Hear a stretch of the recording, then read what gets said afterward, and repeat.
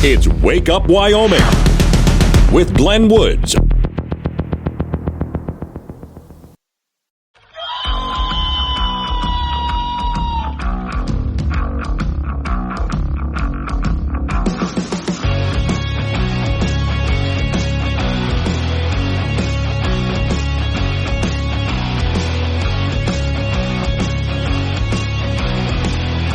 The time. It's Wake Up Wyoming. My name is Glenn Woods. Thanks for joining me. I just suddenly realized I had this all set up to go, and then I forgot to do it. I was going to start this way this morning. That's more like it, right? I mean, it's Halloween after all, which, by the way, is my personal favorite holiday. And no, not the Freddy Krueger slasher crap. I mean, the real fun stuff, like the Addams Family. Okay, so it's still a Thursday, which means I can see the weekend from here. Today's show is sponsored by ice. It's water, but in a solid state. Caution.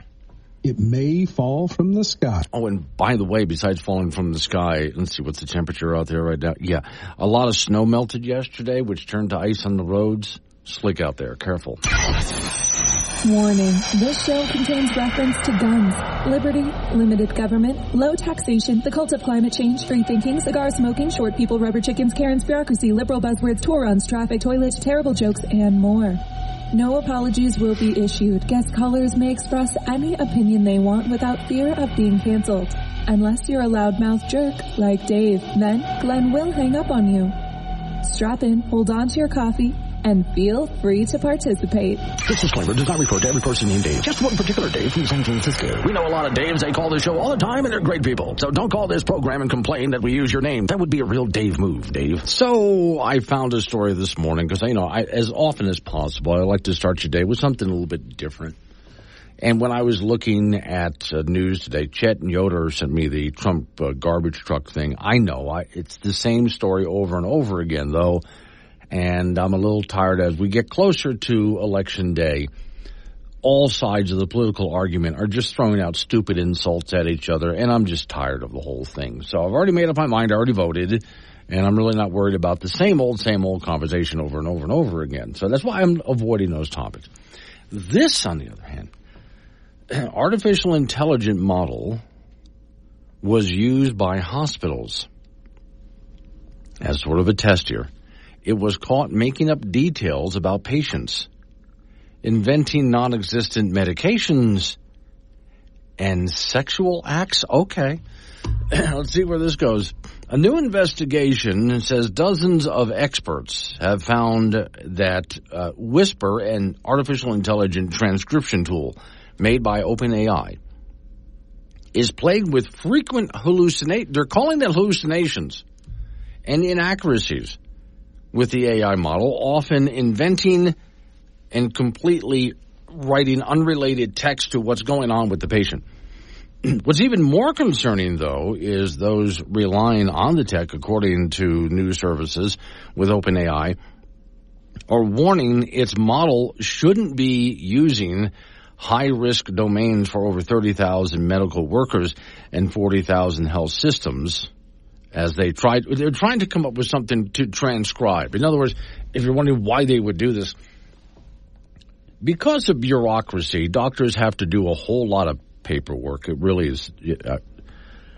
I've seen this happen. Every time a doctor sees a patient for anything, there's a whole lot of paperwork that needs to get filled out. And oftentimes, filling out the paperwork, it takes longer than it did to see the patient. And so with that, they have this idea, why don't we use artificial intelligence to help write up everything? If we can just plug in the details and artificial intelligence writes up the paperwork, that would save a lot of time, right? I would say reduce the paperwork, but that's just me. In a medical environment, the story says this could have really have grave consequences. Grave, as in, grave. You think? That according to a professor from the Institute for Advanced Study. Nobody wants a misdiagnosis. There should be a higher bar. Again, obviously, duh. So, Chief Technology Officer said the tool was fine-tuned on medical language. Even so, it can't escape the inherent invulnerability of the underlying model, whatever that means. One machine was learning, discovered, again, they're calling this hallucinations. In half of the over 100 hours that they looked at for transcripts, another they examined had 26,000 transcripts. They found, again, hallucinations in most of them. Whisper performed poorly, even with well-recorded short audio samples, according to a recent study. Over millions of recordings, there could have been tens of thousands of hallucinations, researchers warned. This, to me, reminds me of, you ever try, I hate voice-to-text. I try using voice-to-text now and then. I'm busy, and somebody sends me a text message, and I want to answer back. So rather than sitting there trying to type, I just say it, and the text program will go ahead and write up what I just said and send that as a text, right? How often have you tried that and yet the text is wrong? And I go back and look at what artificial intelligence think I said compared to what was actually said. How did you get this word out of that word? I don't understand. So, yeah, I understand if doctors want to sit down in front of a computer and just tell the computer, I saw this patient, add this information in. But the computer just starts making stuff up. Another team of researchers revealed just how egregious some of these errors can be. Whisper, the artificial intelligence program, would inexplicably add racial commentary, they found, making up a person's race without instruction, also invented non-existent medications. In other cases, the artificial intelligence would describe violent and sexual acts that had no basis in the original speech.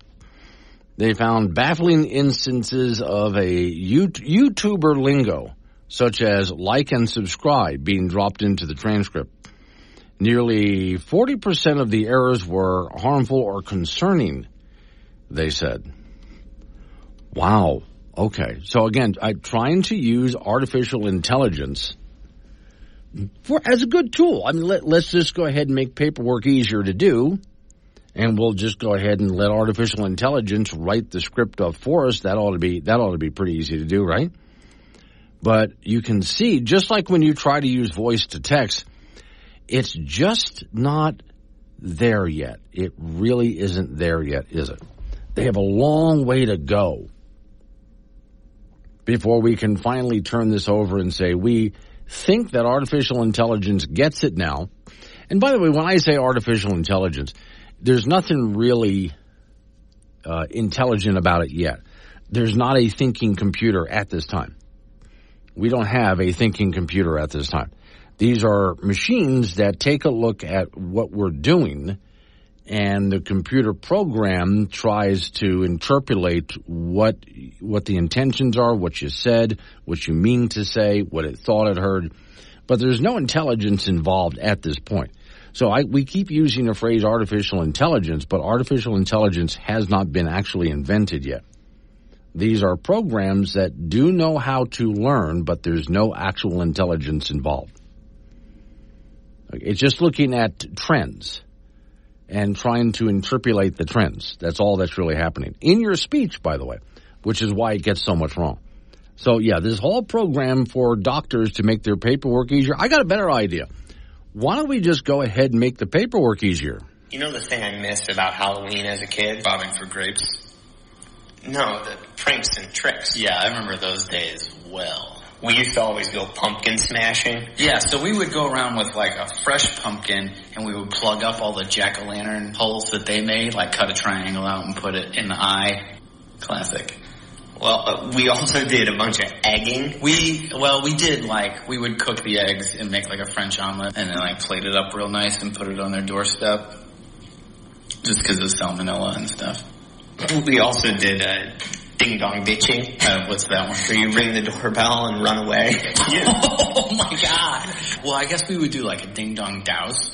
We would board up their doors and windows and cut their phone line, and we would douse their front lawn in kerosene and light it on fire. And, like, all they could do was watch. Happy Halloween, we'd be like. But, dude, Ding Dong Ditch? I wish we'd thought of that. Start your day. Wake up, Wyoming, with Glenn Woods on K2 Radio. Join the conversation at 888-97-WOODS. 6:23 is the time. It's Wake Up Wyoming. John, who's up in Gillette, who's a doctor. You're one of the ones I was thinking about, John. I've seen you and a few other people do this. So John is still up doing paperwork from patients he saw yesterday.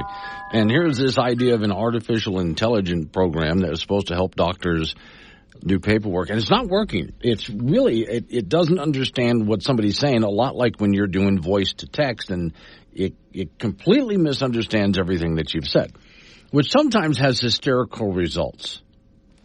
In fact, that reminds me of something. Let me check over here. Let's see. There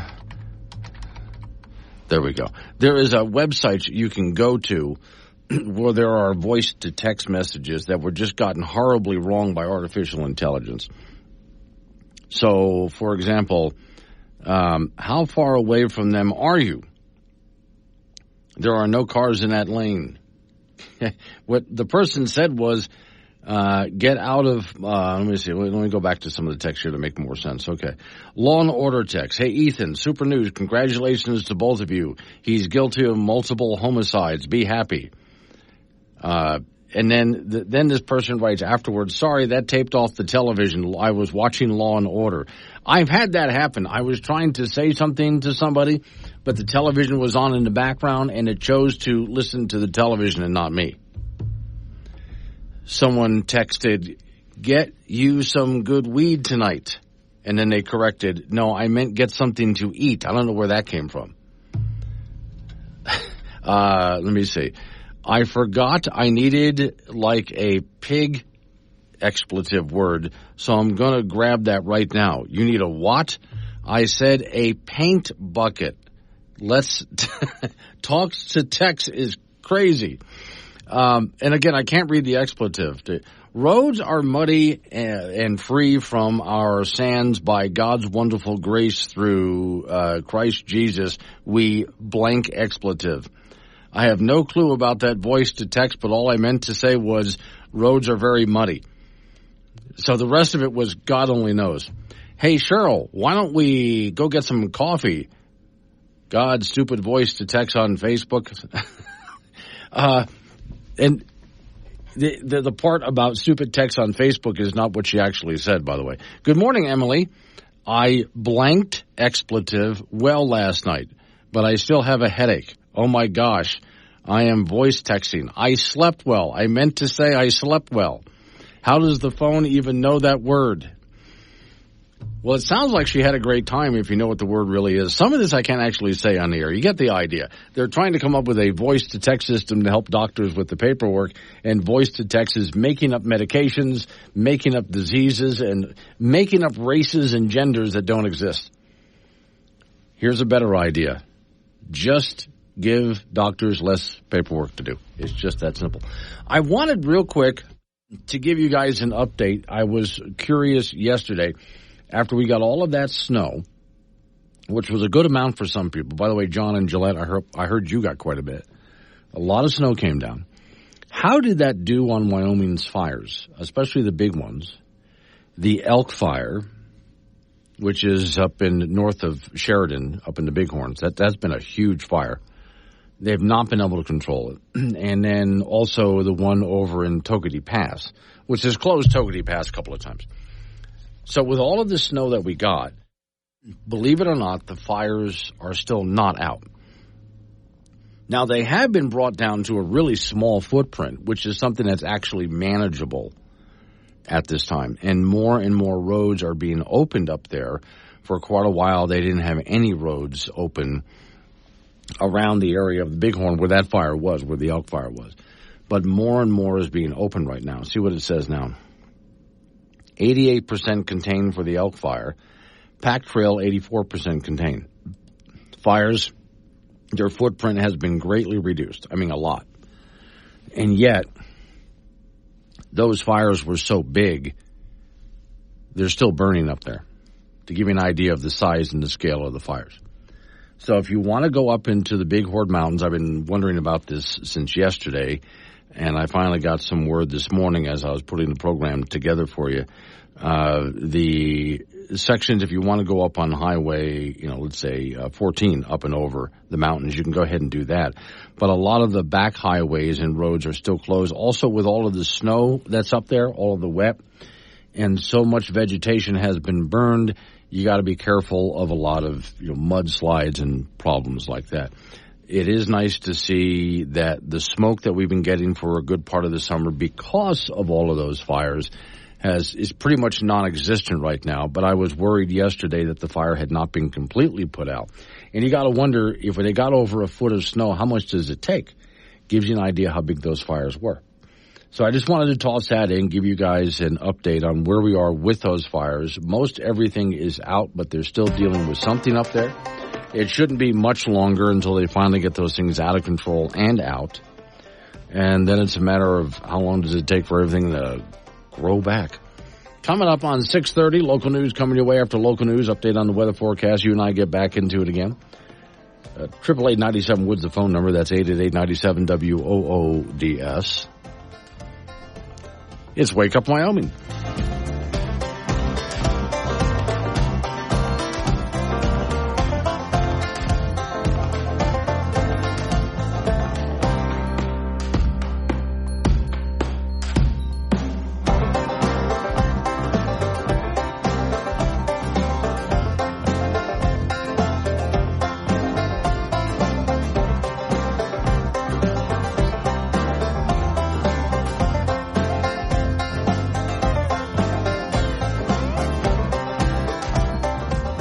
The best talk show host in the state, within his price range. Tune in to Wake Up Wyoming with Glenn Woods, weekdays at 6.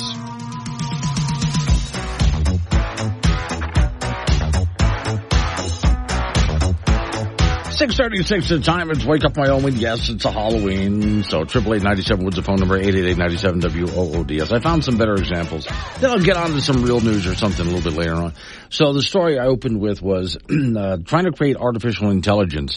So doctors who have to do a ton of paperwork can go ahead and use artificial intelligence to help fill out the paperwork. So the doctor will just tell the computer the details, and the computer will go ahead and write up everything that the doctor normally would, saving the doctor time, rather than just reducing paperwork, which you think would be a whole lot easier to do. But okay. And the artificial intelligence was not doing well, making up diseases, making up medication, and all sorts of other horrible things, like including even the sexual history of the person, which the doctor never said anything about. So I decided to look into some other text messages that artificial intelligence gets wrong, because I don't know about you, but I really have a hard time with voice to text. I keep trying to use it, but it keeps making me just look stupider than I normally would if I tried to type it myself. So here's one. Hi, Kelly, death calling. That's not what she said. Another person used voice to text, and it came out, I just wanted to let you know that you weren't surprised if you come back from the shower tomorrow that my cousin's girlfriend may be. I'm going to read that again because that's what the text said. I just wanted you to know that you weren't surprised if you came back from shower tomorrow that my cousin's girlfriend may be. This is artificial intelligence at work here. Hi, Mike. It's Mom. I got 3 dozen roses. I can't believe it. Gosh. I'm going to have to get up on your car or something. Does voice to text do that? Because it does to me all the time. Let's see. Pro-life apocalypse, thank you. I don't know what that means, but that's what voice to text is. Also, I know you're a truck, so would you love to get some more details as to what happened and how that what transpired between you guys and you meeting? Again, I keep trying to use voice to text, and I keep hoping that one of these days it'll work. I often use it when, let's say I'm driving and somebody sends me a text message, and in my car, the station vehicle, it will read it for me. Okay, I'll text them back, and I say something to voice to text, and it comes out something like this. In which case, I finally just decided to put a do not disturb notice on my phone, So if you call me while I'm driving, you're supposed to get a message that just says I'm driving. Who knows what it actually tells you? Here's another one. Low testing, then that we will require what was asking, but your answer will be okay. Try to decipher that. I don't know. Hey, this is Steve, loaded down with our media. I was John. Shall I give you my number? This is voice to text. So they're trying this new system for doctors. And a lot of times, the ones I was reading before, put a lot of obscenities and so on and made people look really bad.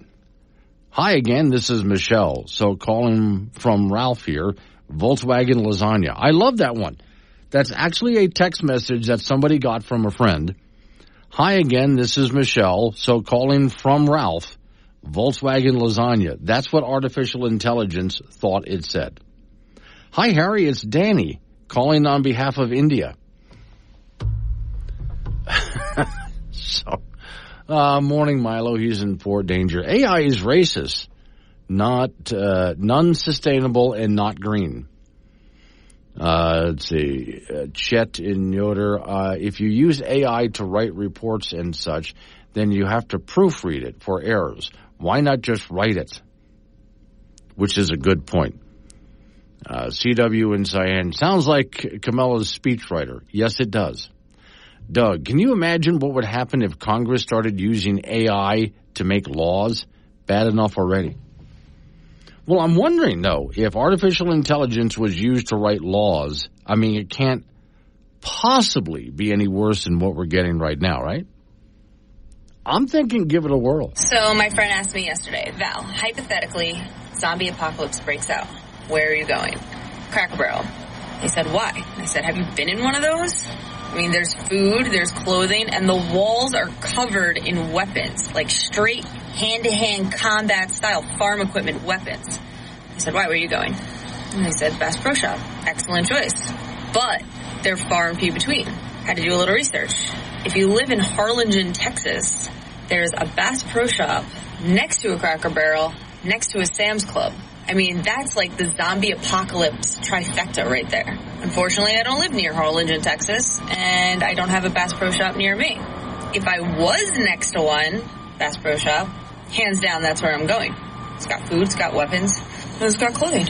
But I guess I'm going to stick with Cracker Barrel. Honestly, he's just happy to be here. Catch Glenn Woods on Wake Up Wyoming, weekdays at 6 on air, on Alexa, and on the Wake Up Wyoming app. For my monster from his slab began to rise, and suddenly, to my surprise, he did the monster. 6:48's the time. It's Wake Up Wyoming, and off we go to the icebox where Frank Gambino is lurking by. That song has got to be 60 years old. Sometimes, I can look it up while you're doing sports over there to find out exactly how far away. Because, it's been around for a good long time. There's 3 pieces of candy left in that bowl, but why should you care? You have so much M&Ms. I have some. You need to, Yeah? You want to fill the bowl one more time? No. No, why not? Halloween is tomorrow. Yeah, no, it's today. Today. Today is Halloween.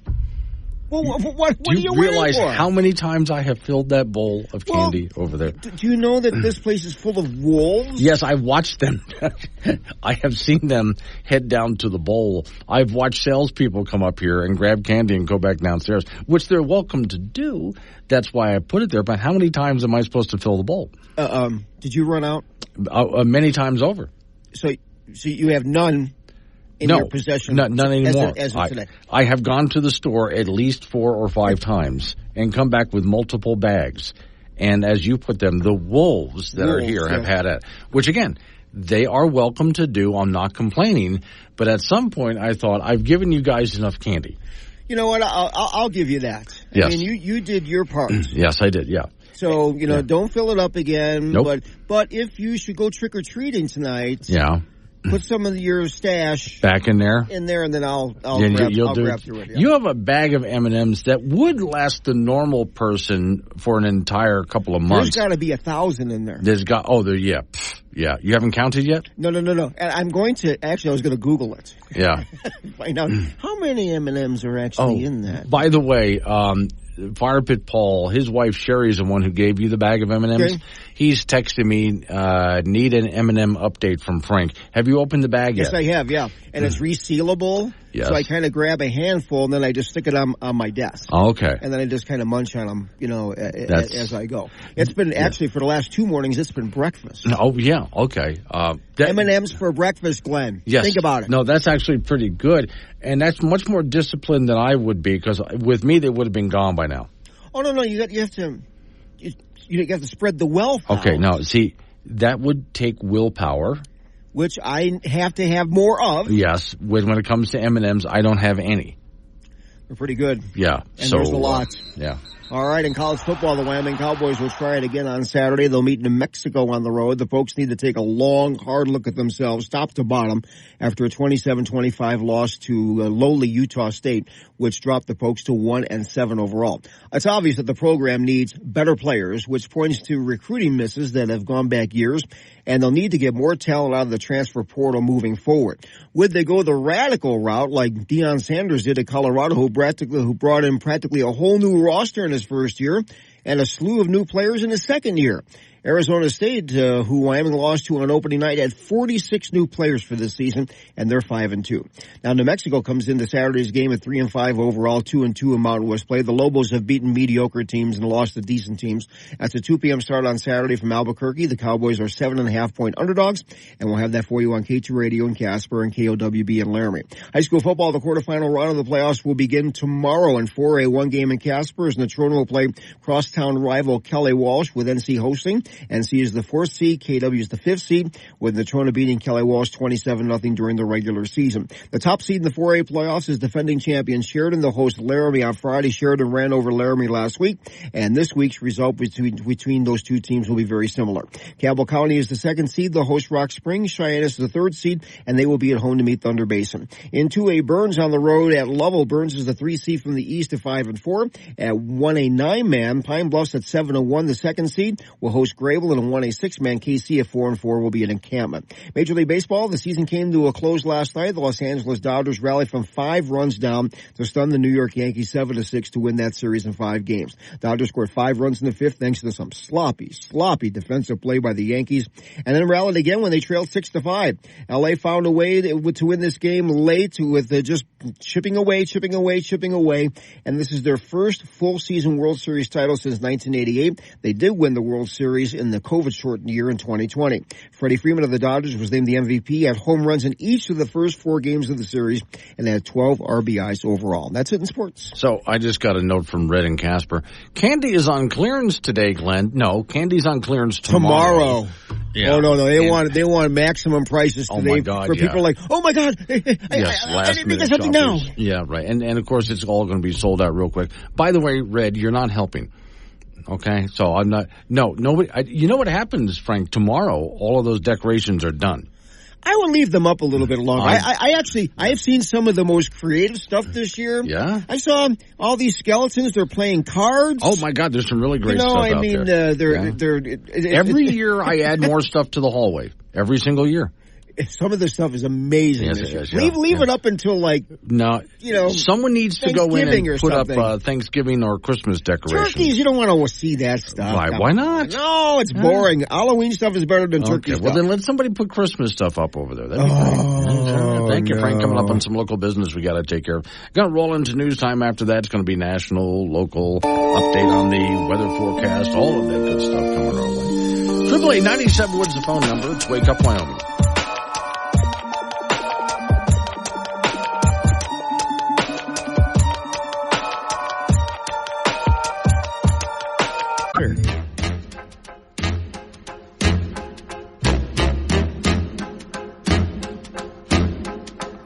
I put a spell on you.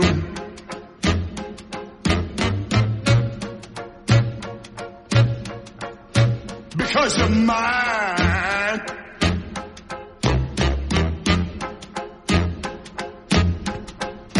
Stop the things you do.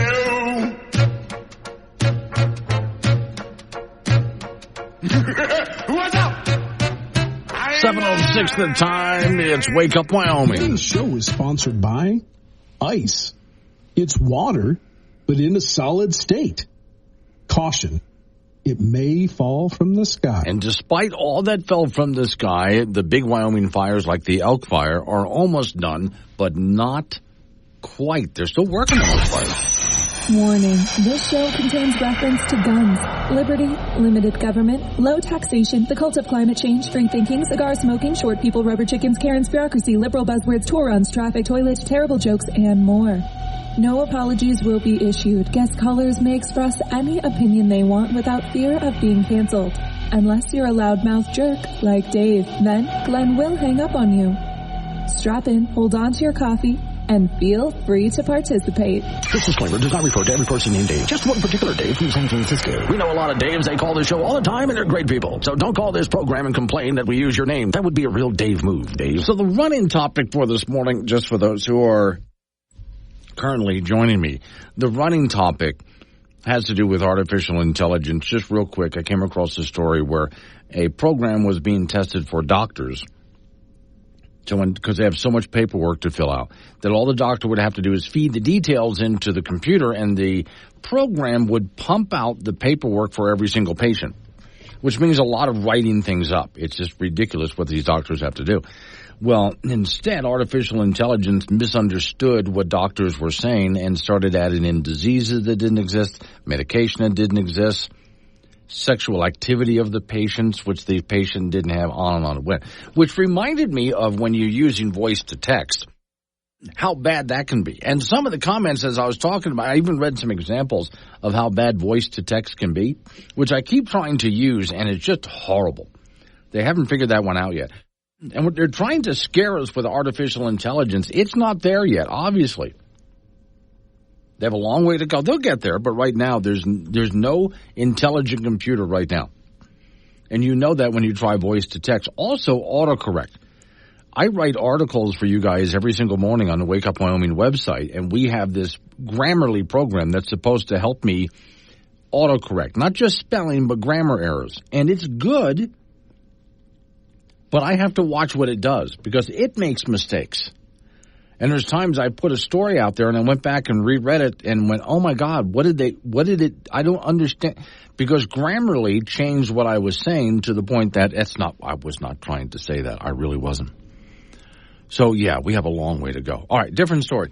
Since we're coming up, a lot of people voting. There's been a lot of early voting, but we've already had some problems. A Chinese student is facing criminal charges for voting in Michigan. So he's not allowed to vote, obviously, as you can tell, because he's not American. But the state has no way of tracking his ballot, so they're going to count it. Well, I got a better idea. There's a way to solve this problem. When you got to figure out, I guess maybe you can't. That's not a good idea. Who did he vote for? We don't know. All right, well, here's the story. This is actually the story. A foreign national, University of Michigan, facing charges for illegally voting on a presidential election. If their ballot will be counted, the state said, because they have no idea through their tabulator to go back and see where his ballot is. Everything's anonymous. And then pull it. The 19-year-old individual from China was legally present in the United States, but not a citizen. So how was he able to get registered to vote, I want to know. I mean, yes, he might be legally in the country, but he's not a citizen. So how can he register to vote in the first place? That should have been checked, which meant he couldn't legally cast a ballot, according to information from the Secretary of State's office. He registered to vote on Sunday. Now, again, I have to ask, how did he register to vote if he's not in the country as a citizen? He signed a document identifying himself as a U.S. citizen, and his ballot was entered into the tabulator. But hang on, that's all you have to do? Oh, yeah, I'm a citizen. This reminds me of, you ever seen some websites? I know some of them are adult-oriented sites, and some are just, when I say adult content, I don't mean pornography. There's other content which is just graphic. And so they put a disclaimer up that says, are you 18 years old or older? And you can just say yes. Which, as you know, that means some 14-year-old can just click yes. And that's apparently all you have to do to register to vote. Are you a U.S. citizen? Oh, sure. Yeah, okay, yes. Yeah, we'll go with that. Yes, I am. And they just take it. Later, the student contacted the local clerk's office asking if he could somehow get his ballot back, according to the Secretary of State. So they don't know where it is in the system. The student's ballot is expected to be counted in the upcoming election, although it was illegally cast because there's no way for election officials to retrieve it once it's been put through the tabulator, according to two sources familiar with the election laws. The setup is meant to prevent ballots from being tracked back to individuals who voted. So you can vote how you want, and nobody knows how you voted. And then here's a quote. We're grateful for the swift action of the clerk in this case. I don't see why they're not able to do anything. Who took the appropriate steps and referred the case to law enforcement. We're also grateful law enforcement swiftly and thoroughly investigated the case. Again, I don't know what good that does, but all right. Anyone who attempts to vote illegally faces significant consequences. Okay. Let's see. Communist for U.S. president. Okay, I'm just checking if there's any other details in the story. That's just basically it. But I look at it and I think, but I don't understand. Everybody's grateful that swift action was taken. And he could face legal charges, probably will, because what he did, again, was illegal. So we'll see if they actually go after him for something or a slap on the wrist. I don't know. But again, whatever he voted for, it's counted. Now, that's one Chinese student. So we got to ask ourselves, how many others? Which I think is a real good question. So how many others? And you can go ahead and just say that, yes, I am a citizen, and just mark that. I know it does say on the box, or you check a box, are you a U.S. citizen? Check it, yes. And it's under there, it says, if you're not, there's consequences for lying. Yeah, but what's to stop me from just lying? I mean, you can say there's consequences for that, but I can just go ahead and check the box. And who's checking my ID or my background to make sure I actually am a citizen? So during this pandemic, I actually worked at a very popular restaurant, and we would force people to wear masks. We would force them to show proof of vaccination. They had to have all of them. They couldn't just have one. And we had to have the vaccine card with ID.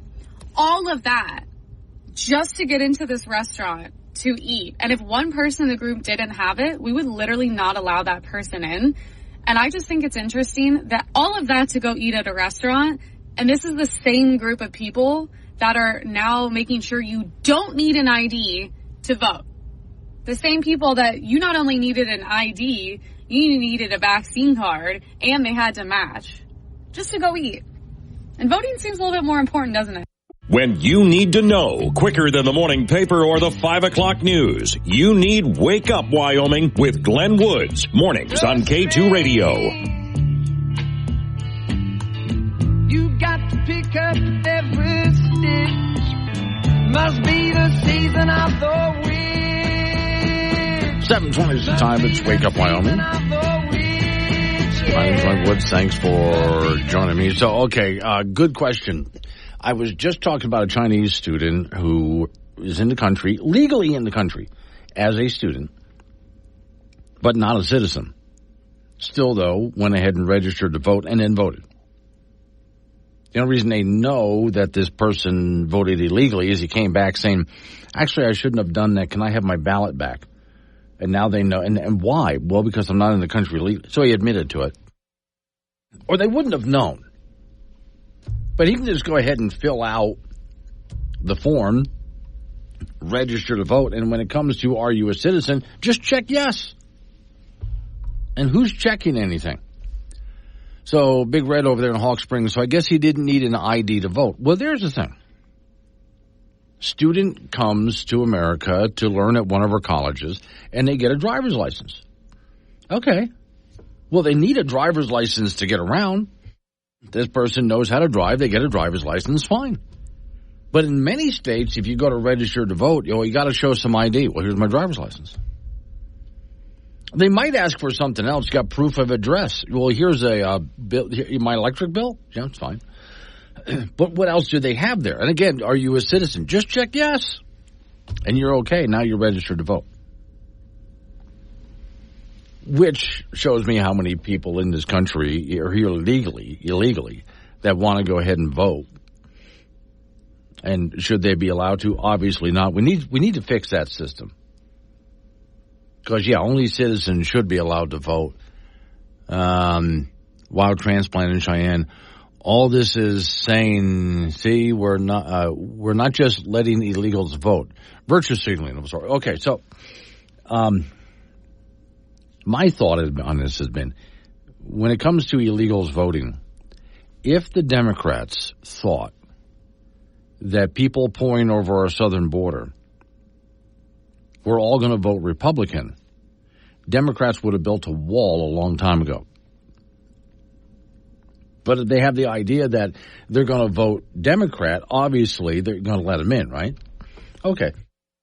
And then try to set up a system where it's perfectly legal, perfectly okay, well, not legal, perfectly okay for them to go ahead and do it. They can. They'll figure it out. Again, just check yes and vote. Who's going to check up on it? How are they going to check up? Not with this current system. All right, let's go to Colorado real quick on the same kind of a topic. Colorado's Secretary of State inadvertently, put that in air quotes, leaked voting machine passwords on a spreadsheet. Wow, that's a bit of a bombshell. Accused of sending more than 30,000 voter registration mailers to illegal aliens in Colorado. Colorado Secretary of State's office inadvertently, we'll put that in air quotes again, posted a spreadsheet to its website with a hidden tab that included voting system passwords. In a statement, 9 News spokeswoman in Colorado Secretary of State's office said the department is working to remedy the situation where necessary. Tuesday morning, Colorado Republican Party vice chair shared the hidden tab discovery in a mass email, along with an affidavit from someone who claims that they were or had downloaded an Excel file. So I don't know what all of this means toward voters in Colorado with all of the passwords, but okay. Election officials are reassuring voters that the system is secure. And I would bet that at this point, Colorado voters are going, how can you assure us of that? I don't think you possibly can. Okay, there's also a bombshell report. The Secretary of State is accused of sending more than 30,000 voter registration mailers in Colorado to illegals during the 2022 election. So we don't know what might have happened during this possible election. But again, I think we see what would happen and why we've had so many illegals just pouring over the border and setting up a system where it would be possible for them to go in and get registered to vote. I don't think that most of them who are in this country right now have done so, but I would suspect that some have. And would it be enough to change any result of any election? I don't know. But these are things that we have to fix as far as getting rid of illegal aliens go. I'm in favor of because Trump talks about deporting them, I'm in favor of the simplest possible way to get rid of them. First off, cut off all the free stuff. And then anyone who hires an illegal is in big trouble. Instead of going after every illegal, just make it really difficult to hire an illegal alien without getting into major trouble. Whatever that is, whatever that looks like. And that means if they can't get free stuff and they can't get a job, then they're going to need to go somewhere else. And you're welcome to cross the border and just go somewhere else. If you want to enter the country legally, I would welcome you to do so. All right. Now, as far as registering to vote, we've made it a little bit. I remember complaining some years ago that they made it a little bit more of a difficult process to show up with different forms of ID and so on. But once you get registered, you're okay. You're pretty much good. Every single election cycle, I show up just to make sure I'm still on the voter rolls, and it really doesn't take anything more than me showing my ID, which is like my driver's license is good enough. But I already went through all of the hoops to make sure that I was who I said I was and that I was a U.S. citizen. So any place where someone can just check a box and say, yeah, I'm a citizen, that needs to be fixed. That one Chinese student example that I gave you is one example And I wonder how many others can we find if we start digging of people who just decided to vote illegally. All right. So we have a lot to clean up then, don't we?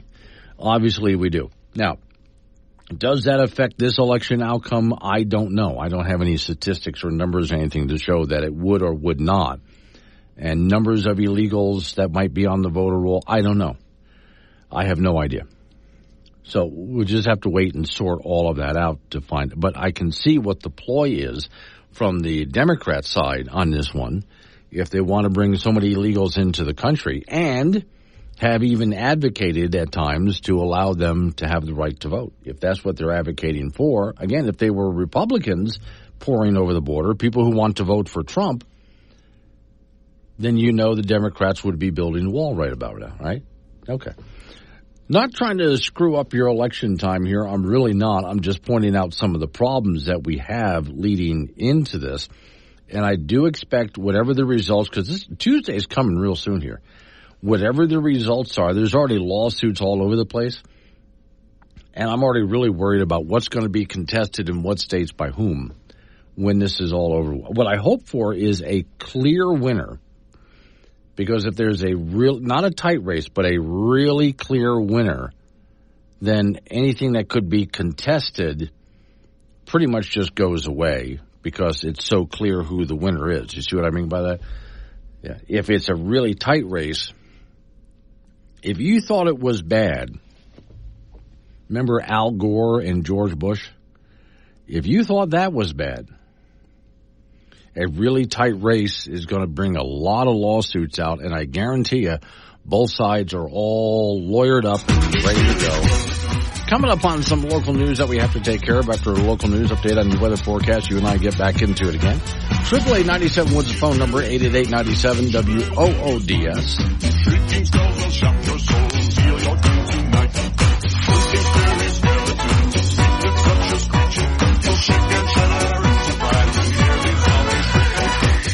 Sorry, skeleton, you're so misunderstood. You only want to socialize. I don't think we should. Or spirit supernatural, or shy, what's all the buzz? Bags of bones seem so unsafe, semi-serious.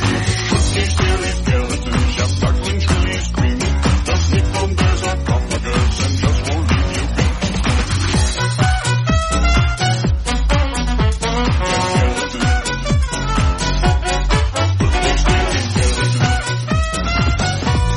Like a strong cup of coffee in the morning. Tasteless, but it'll get you through the day. Wake Up Wyoming with Glenn Woods. 7:36 the time. It's Wake Up Wyoming. All right, 888-97 Woods, the phone number, 888-97 WOODS. Real quick, so you've heard Bear 399, of course, lost its life, that very famous Wyoming bear. So now the question is, what do they do with it? This has been the discussion. One group said taxidermy it. And it was another bear, it's 149 or something like that, some time ago, that was just as famous as 399 for the same reason. She kept bringing her kids down by where tourists are and so on, so people got to take a lot of pictures, became a very famous bear. Died for the same reason, hit by a car. And by the way, the person who hit Bear 399 is not in trouble for anything. They were in control. They were paying attention while they were driving. They were doing the speed limit, doing everything they were supposed to do. The bear stepped out in front of the car. So, yeah, bear's fault on that one. But so the driver is not charged with anything. But now that the bear is dead, what do they do with it? Now, some people are saying, don't taxidermy it. So the next question then, what? Cremate it? That's another discussion that they're having right now. Maybe cremate the bear instead and spread the ashes back to nature, something like that. Whatever the case is, we have this dead bear, which has to be getting stinky by now. I'm sure that they've done all sorts of tests on the bear. I mean, here's a chance to examine 399. I suppose the autopsies and all that have been done. I don't know, but I'm just kind of thinking they've done everything they could with it. Now, what do you do with it? So maybe taxidermy is that. And then if you do taxidermy, where do you display the thing? That was another question that people had once you get done with it. And some people would feel really sad about that because this was a famous and beloved bear. So you taxidermy the thing and then do what? Put it on display where? Do you remember, did you watch the movie Cocaine Bear? I did. I thought it was hysterical. Based on a real story, the movie is outrageous and over the top. The real story is there was a guy who had become a drug runner, and he jumped out with a bunch of cocaine, and his parachute didn't open from an airplane. His parachute didn't open. And they found that a bear had gotten into the cocaine and eaten a bunch of it, and then the bear died. That bear was stuffed and mounted. That was the inspiration for the Cocaine Bear movie, which was just, again, absolutely hysterical. So, do you stuff it for the same reason? Jake is in LaPorte. Morning, Jake. What you got for me? Hey, good morning. It's James Perry in LaPorte. How you doing? Very good. What you got? Hey, Chuck Schumer, he has said these quiet things out loud now where when Kamala gets in there, they're wanting to go ahead and get rid of the filibuster. They're wanting to go ahead and stack the courts. Yeah. And, over the past year, us Republicans, we're stopped being nice now. So when President Trump gets back in there again for the second time, we need, if we have the majority in the Senate and in the House of Representatives, we should do the same thing. They're saying what they're going to do if she gets in there. Mm-hmm. We should do what they're saying and take care of the filibuster, get it out, stack the courts. Yeah, see, now here's the problem. If we do it, it's unconstitutional and immoral. But if they do it, it's okay. You see the difference there between us and them? See, you're not allowed to do the same things that they do. Only they're allowed to do those things. But it's wrong when you do it. Exactly. That's right. Yeah. Because they said they're going to do those things. And it's immoral. It's not constitutional. Right. But it's just like, what if we played their same game? And we often have.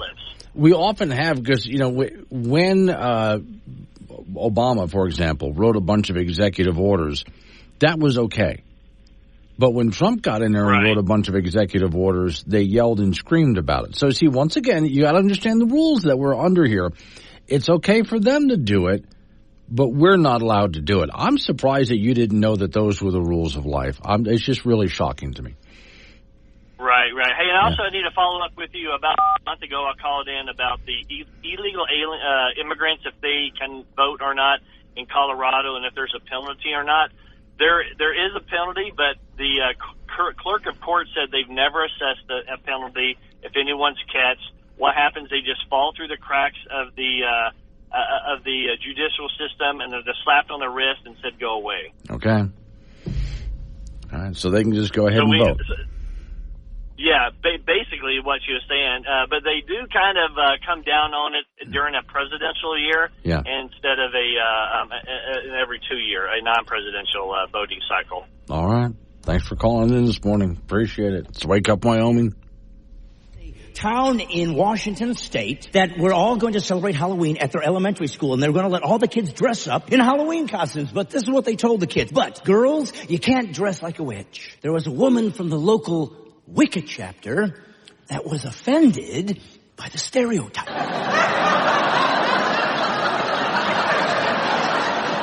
Wait a minute. Excuse me, but if you're getting offended because you're a witch, you should be.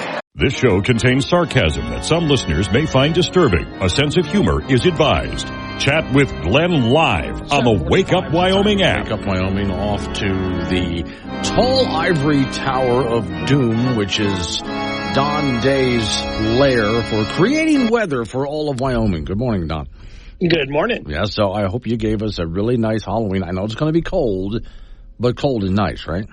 Yeah, I mean, it's not going to be bad. It's going to be one of our colder Halloweens we've had in a while because we were running a streak there for, I think, around 3 years or so where we really didn't have anything. But it's just going to be chilly. I mean, we can nitpick and say it's going to be a little chilly. A lot of trick-or-treating will be taking place in 30-degree temperatures, and there's going to be a little bit of a breeze. The only snow that'll be falling is in the western part of the state. near the Idaho border around Jackson.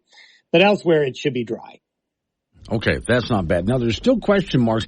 We get into the weekend. Let's do it day by day here. Saturday, not much going on except some snow showers in the far west. The next system of interest is going to start to affect the western side of the state and some parts of the central with some snow and rain showers as early as Sunday afternoon and evening.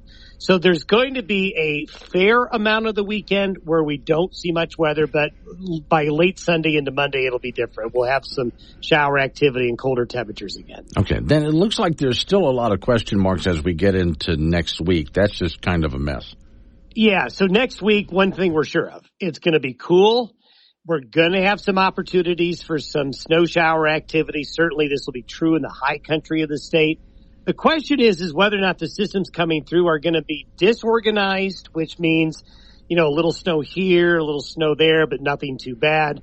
Or if these systems can get better organized and become a bit more in the way of a bigger producer of snow.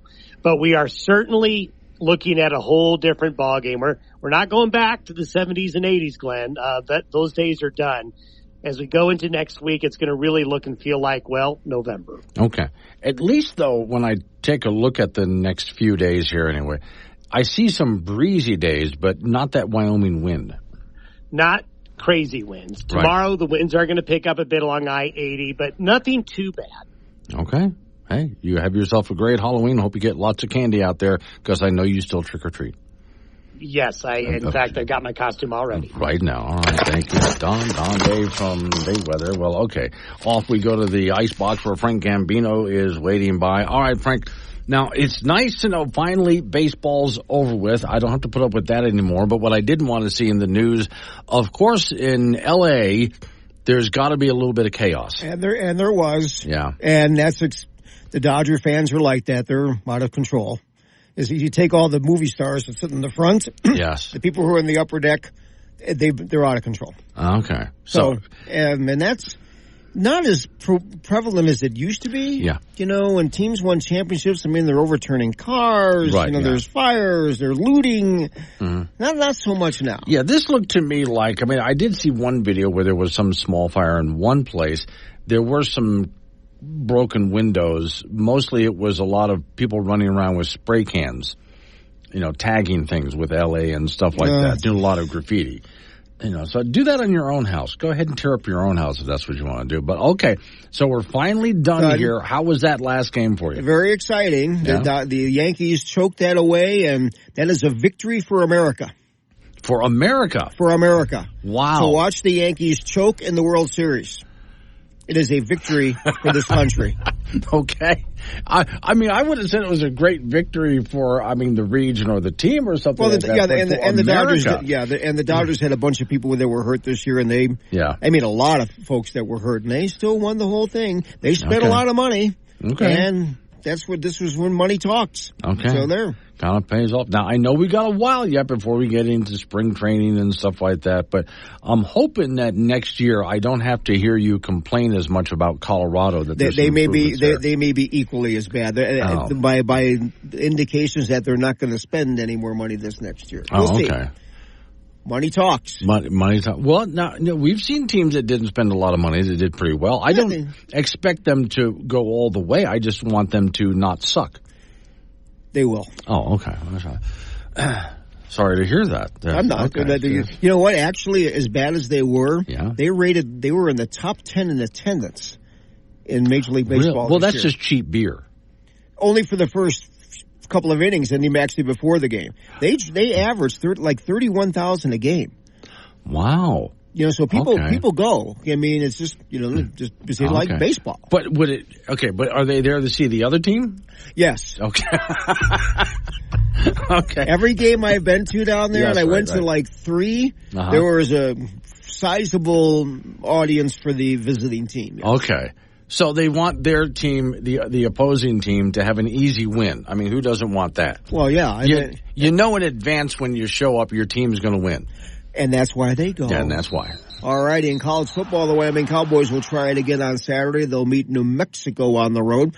Folks need to take a really long, hard look at themselves top to bottom after that 27-25 loss to lowly Utah State back on Saturday in Laramie that dropped them to 1-7 overall. It's obvious now that the program needs much better players, which points to some recruiting misses that may have gone back years, and they need to get more talent out of that transfer portal.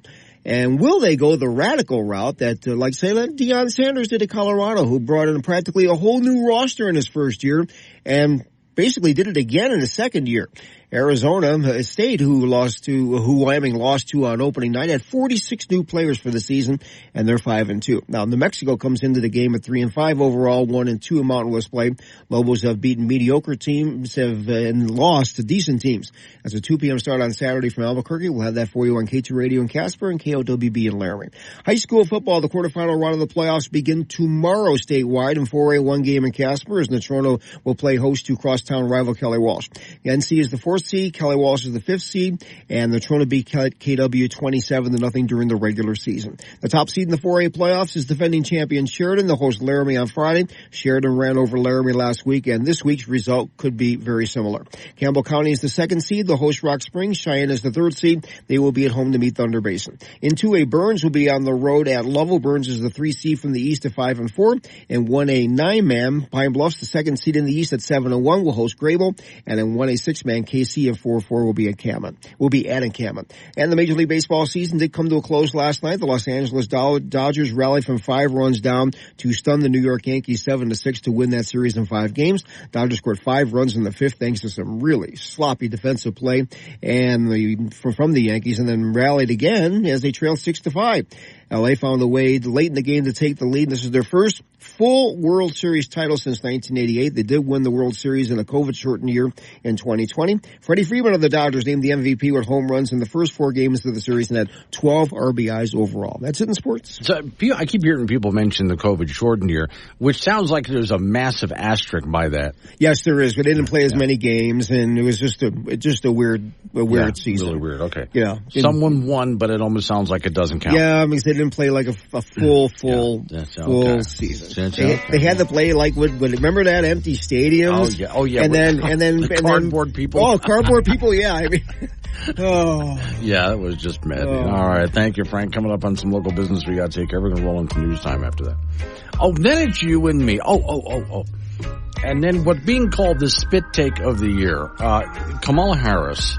You see, you're just not intelligent enough to understand her. It's not a word salad.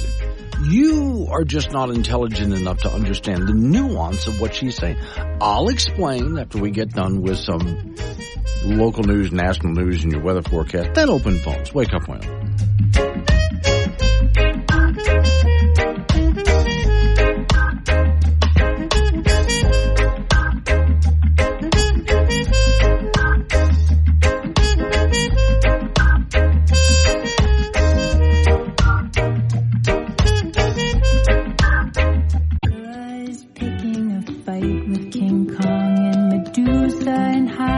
Just don't get along. It so happens the Kraken is gifted in song, and he sings them all to cheer.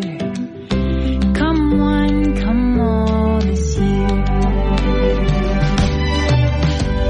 The Bogles and Banshees are brief. This is actually a very good Halloween song. It goes on for quite a while here. I'll probably play another bit of it as the morning goes on. Morning, everybody. It's Friday for me, Thursday for you. I'll explain in just a minute. Today's show is sponsored by Ice. It's water, but in a solid state. Caution.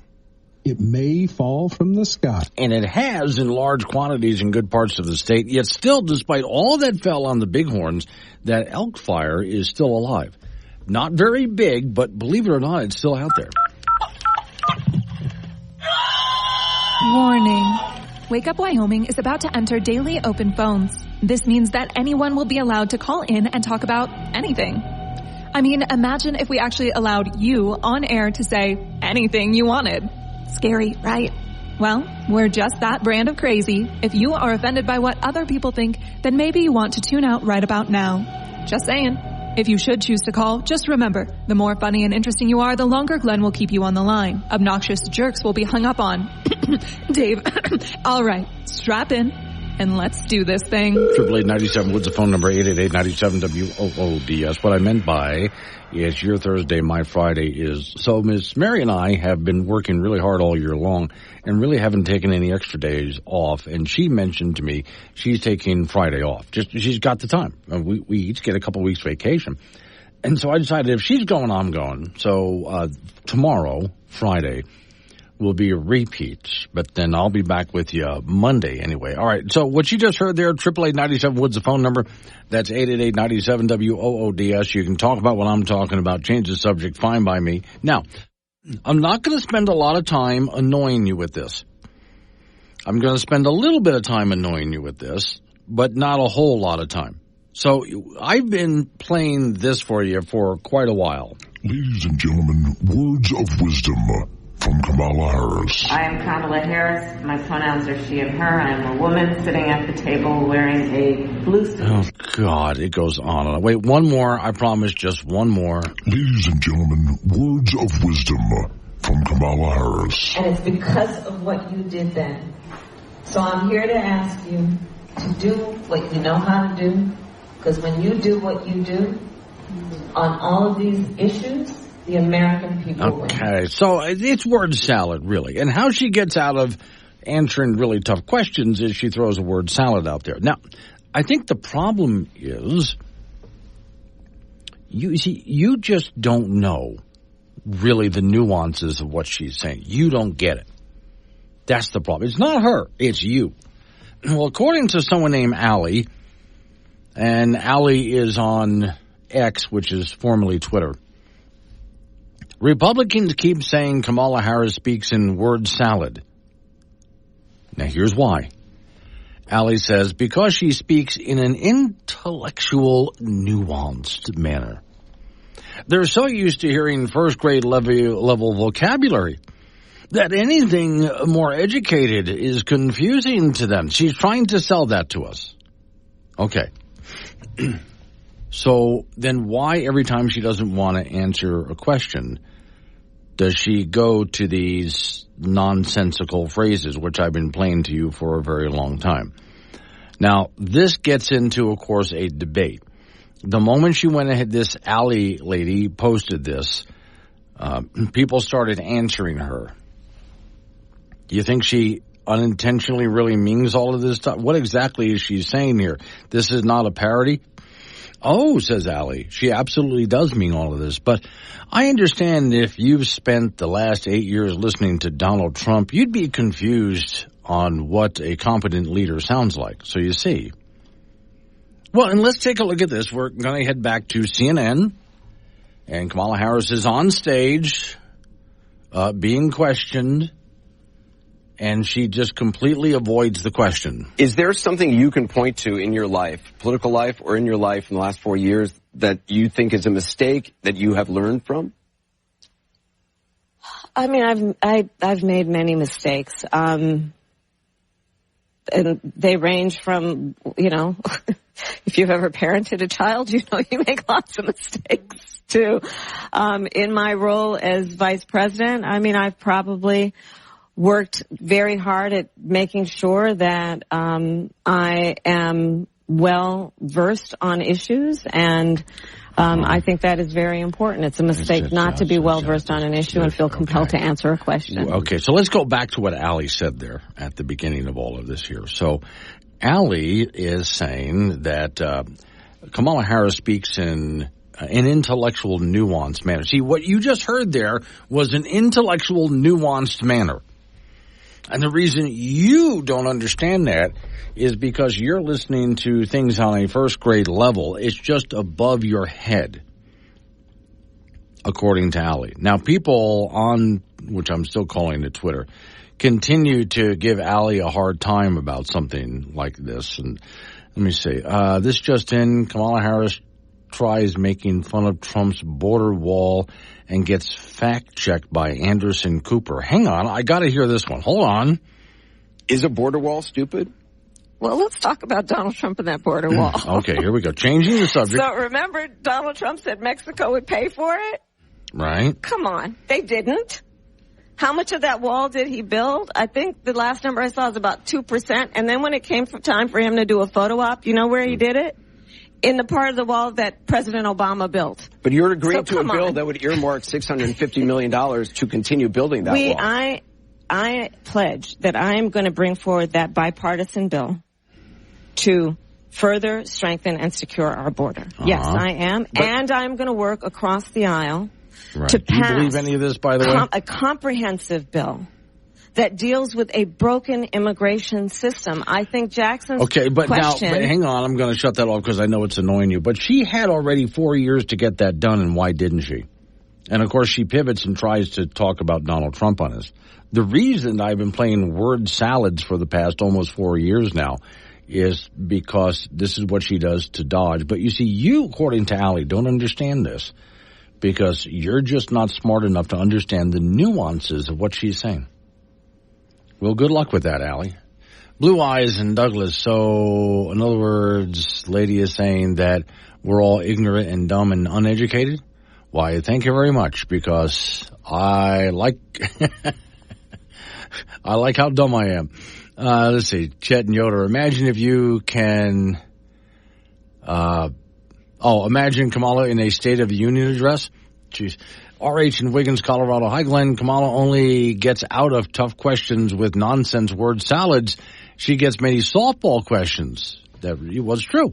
She gets softball questions that she still can't answer, and this is what she does to try to answer them. But remember now, it's you. I don't think you understand. It's you. Because you just don't understand the nuances and finer details because you've been listening to everybody. They'll speak to you on a first grade level, like everybody on Fox News and Donald Trump. So you just don't understand the finer nuances. What I would like to do is take this Allie lady, play a word salad from Kamala for her, and then turn to Allie and say, please explain that to me. Oh, please, no, I'll sit here and wait. You explain to me what she just said.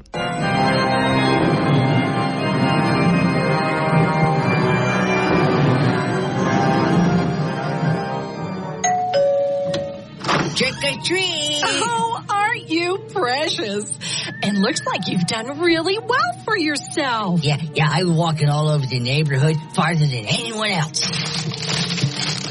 Hey, what are you doing? That's my candy! Oh, you didn't earn that. Sharing is caring, you know. There are kids out there who are less fortunate and can't afford a costume this year. Yeah, well, they can go out and mow lawns and earn money like I did. Here you go, kid! Hey, 99%! 99%! They weren't out there trick-or-treating. But they're the less fortunate. But they never left the house. I did all the work. Well, and you know, I'm afraid there's just not enough here. We're going to have to ask you to go out and get some more. But... Be back by 9. That's bedtime. See you later. Want to talk to Glenn? Call 888-97-WOODS or chat him on the Wake Up Wyoming mobile app. This is AM 1030 K2 Radio. 20's the time. It's Wake Up Wyoming. So, okay, I was going to go on to something else, but a couple of people are dragging me back into this, including RH in Wiggins, Colorado. So, in fact, Glenn, play us listeners the Kamala school bus clip and her astronaut clip. Come on, it's a holiday. We can take it. Okay, so I will. So if you're just joining me, so there's a woman named Allie who's on Twitter, or X, if you will, and she's trying to say that, see, the problem is for you who say that Kamala Harris just does word salad, that you just don't understand the fine nuances of what she says. Because you think, you think and speak on a first grade level. So you don't understand the finer nuances of things like... Ladies and gentlemen, words of wisdom from Kamala Harris. Ukraine is a country in Europe. It exists next to another country called Russia. Russia is a bigger country. Russia is a powerful country. Russia decided to invade a smaller country called Ukraine. So basically, that's wrong. That's all. See, now I didn't know that was wrong until she said so. What was I thinking? I thought that was the right thing to do. Ladies and gentlemen, words of wisdom from Kamala Harris. Remember Venn diagrams, those 3 circles? Right. And then let's just see where they overlap. You will not be surprised because I have constructed a Venn diagram on this. Remember those 3 circles, how they overlap? I love Venn diagrams, so I just do. Whenever you're dealing with conflict, pull out a Venn diagram. Okay, wait, because it gets far worse. Now, I would like anybody out there who thinks that they're smarter than she is to explain this to me. You can't because you only think on a first grade level, according to Allie. Ladies and gentlemen, words of wisdom from Kamala Harris. I can imagine what can be and be unburdened by what has been. I see. You know? Yeah. What can be unburdened by what has been. No there idea are what those the hell that who means. are unable to see what can be. Gotcha. But there are many more who are able to see what can be unburdened by what has been. Okay, wait a second. One more, and I promise I'll stop. And now, Inspiring Word Salad by Vice President Kamala Harris. Bob and Doug returned to the Kennedy Space Center. They suited up. They waved to their families. And they rode an elevator up nearly 20 stories. And then they launched. Yeah, they did. So, gosh, that almost brought a tear to my eye. No, not a tear of joy. It's like, you know, when you slam your finger in the door because you didn't get your hand out of the way when you closed the door, or you're walking across the living room in bare feet and you stub your little toe and it brings tears to your eyes. Okay, playing those bits brought tears to my eyes of the exact same kind. Wow. So that, according to Allie, is intellectual speak. And you dummy, you just don't understand it because you only think on a first grade level. So I ask you then, what did you just hear? Did that sound like above a first grade level to me? To you? Did it? No, that sounded more like a kindergarten level is what I think that I was hearing there. And it sounds the very same. For those who have kids, you ever ask your kid a question and your kid doesn't know the answer, and so the kid just starts throwing words out there that they hope that if they throw enough words out, you'll eventually forget why you're standing there and you'll let them go? Okay, so that's what she does. That's what Kamala Harris does. I don't know how. Look, Allie's trying to sell something here. She's trying to make the excuse that you don't understand it because you're not smart enough. That's the best she has. My offer stands, Allie. Anytime you'd like to come on and explain to us what the hell that woman just said, I would love to know. So my friend asked me yesterday, Val, hypothetically, zombie apocalypse breaks out. Where are you going? Cracker Barrel. He said, why? And I said, have you been in one of those? I mean, there's food, there's clothing, and the walls are covered in weapons. She's not wrong about that. It is Halloween after all. Throughout the year, we shrink from our fear, hide from our demons, till the daylight appears. But on one hallowed night, when the moon is just right, we seek out the darkness, welcome the fright. So as long as you're out there, look, understand you're leading kids around to get Halloween candy. There's a lot of really attractive women who will, believe it or not, be single while you're out. They might be a single mom with their kids, or who knows. But this is your opportunity if your costume is cool enough. I am scared to ask you what you're doing. I'm just prepping a few icebreakers for my friend's Halloween party tonight. Well, this is going to be interesting. Do you want to hear some of them? No. Are you a monster? Because you look rankin' fine. Honey, pick up line. Or better yet, this one. It's a nice ghoul like you doing in a crypt like this. That's even worse. Skeleton over there wanted to ask for your number, but he didn't have the guts, so here I am. That one was pretty good. I'm not dressed as a ghost this year, but you can still get under my sheets. You Harry Potter? Because I'd let you slither into my chamber of secrets. Whoa, whoa! Okay, see now. Too much? Wow! Okay. I just think I like the one that the skeleton over there wanted to come over and talk to you, but he didn't have the guts. I thought that was hysterical. You know the thing I missed about Halloween as a kid? Bobbing for grapes? No, the pranks and tricks. Yeah, I remember those days well. We used to always go pumpkin smashing. Yeah, so we would go around with like a fresh pumpkin and we would plug up all the jack-o'-lantern holes that they made, like cut a triangle out and put it in the eye. Classic. Well, we also did a bunch of egging. We did, like, we would cook the eggs and make, like, a French omelet and then, like, plate it up real nice and put it on their doorstep just because of salmonella and stuff. Yeah, okay. Roger is in Cheyenne. Morning, Roger. Good morning, Glenn. I really enjoy your show where 12 weeks ago my wife and I escaped from the People's Republic of Washington as political refugees. Oh, thank God you made it up. So it was, but so we're super excited to be here, and there's the change and everything. Not super excited about the climate, but we'll deal with that. Yeah. But I had a question about the mayoral race here in Cheyenne. Yeah. This is the first time at 67 years old that I've ever voted for a mayor. We've always lived out of town, so anyway, if you have any input on that, I'd appreciate it. Here's the one I wanted you to vote for. There was, believe it or not, someone had registered an artificial intelligence to run for mayor of Cheyenne. And it would lasted for a couple of months, then they were forced to take it off the ballot. With the candidates that you have available to you right now, I still wish that artificial intelligence was on the ballot. That's the best advice I can give you right now with the choices that you have. Yeah, the non-incumbent, I liked his ad, just the things he said. Whether well, you have an opportunity. Yeah, I think you have an opportunity, though, because you're in Cheyenne, Wyoming, to actually go talk to a couple of these people before you go ahead and make up your mind on something like that. That's what's nice about living in Cheyenne. These people are not very far away. As far as who is a good candidate right now, I'm sorry, I'm really not happy with either one. I wish I could. Fire Pit Paul wants me to make sure. Could you listen through the commercial break? I'll have to let you go, but you need to take the Wyoming Pledge. It's a citizenship oath.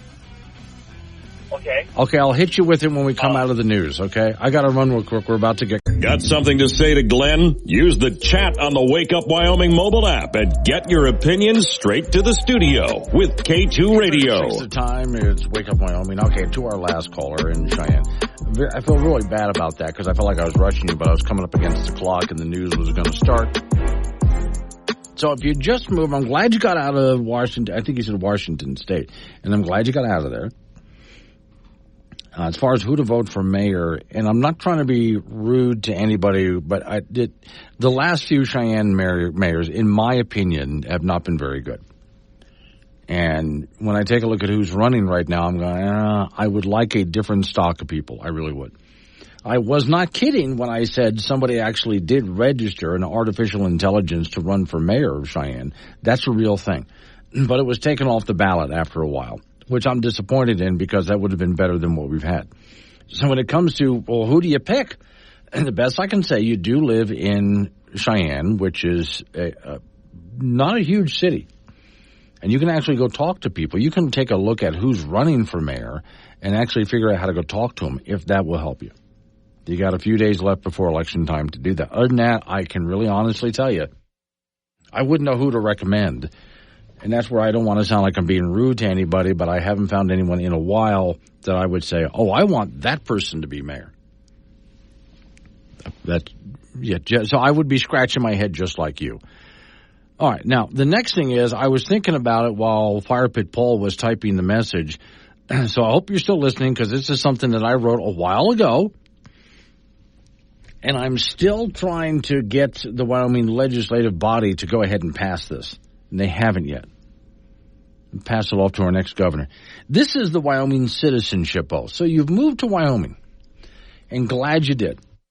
And the good news is Wyoming, while not perfect, has very low taxes, very low cost of living by comparison to other places around the country. Very low regulations by comparison.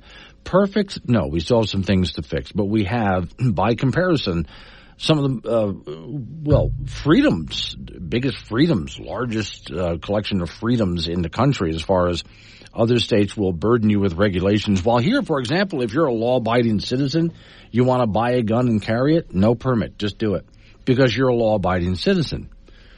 If you weren't a law-abiding citizen, then you would need a permit. You see where I'm going with all of this? It's so much easier to live in this state and so much more affordable to live in this state than anywhere else, which is why we want to keep it this way. So I ask if you would please raise your right hand, you and your wife. And please, and if you like, I can mail this to you and you can mail it back to me. Here is the Wyoming citizenship oath and pledge. 1, I, insert your name, hereby understand that Wyoming is a quiet state because there are so many guns. An armed society is a polite society. I understand that I will not be required to own a gun, but it is seen as sort of an embarrassment if I don't own at least 6 or more. 2, I, as a citizen of Wyoming, understand I will be expected to earn my own way. It is expected that I will help those in need, but being in need of help is never a permanent condition. So, help is temporary, in other words. Number 3, I understand that I am to mind my own business, as those around me are expected to mind their own. That's how somebody else lives is none of your business, just like your lifestyle is none of theirs. Well, that's what a free nation is all about, right? As free people, we get to choose how we want to live our lives. It's just nobody else's business what we do. So, the Karens of the world can just butt out. Number 4, I understand that I am expected to make fun of Colorado, even if that is where I escaped from. So I know you escaped from Washington State, you and your wife, but you got to make fun of Colorado. And we do have a list of jokes. Number 5, I promise I will never ask where the safe space is. I will cowboy up and deal with it. Now, I've actually printed out this oath, and I handed it to members of the Wyoming legislative body to pass it as an official oath, and even handed it to a couple of governors and so on. And so far, absolutely nothing. They've never actually passed this as the official Wyoming citizenship oath, but I hope that they do. At some point, I hope that they pass it, because I think anybody moving to Wyoming from another state needs to understand, just like people coming from other countries into America, immigration's just fine, but don't try to change who we are. Wyoming is a great place to live because of the freedoms and liberties and limited government and so on. So the way you used to vote, leave that. In fact, in many cases, just like our last caller, folks sounded like they left Washington State for a reason. And I've met many people, I'm sure you have too, that finally said, that's enough. And it came to Wyoming to get away, to move to a place where they can finally get their freedoms and liberties back, and let's keep it that way. Now, some people did just escape and come here for economic reasons. That's why Jackson Hole has so much money. Well, there's no state income tax and other burdens for mega-rich people. So besides the view that's in Jackson Hole, the people of Jackson Hole are here for some big financial reasons. Again, very affordable to live here. Not a whole lot of tax burden, not a whole lot of regulation burden. And that's just fine. I'm glad they came here. We could certainly use their money. And they do spend, their property taxes are high and so on. So they certainly contribute. But don't vote that away.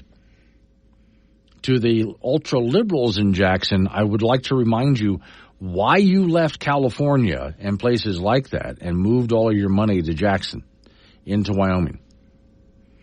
If you would like to keep it that way, low rules, low regulations, low cost of living, low taxes, if you'd like to keep it that way. I'm not saying you got to put on a MAGA hat and start screaming for Trump. I'm not saying you have to do that. But don't vote the way you used to vote. Let me put it another way. Vote limited government. Vote small government.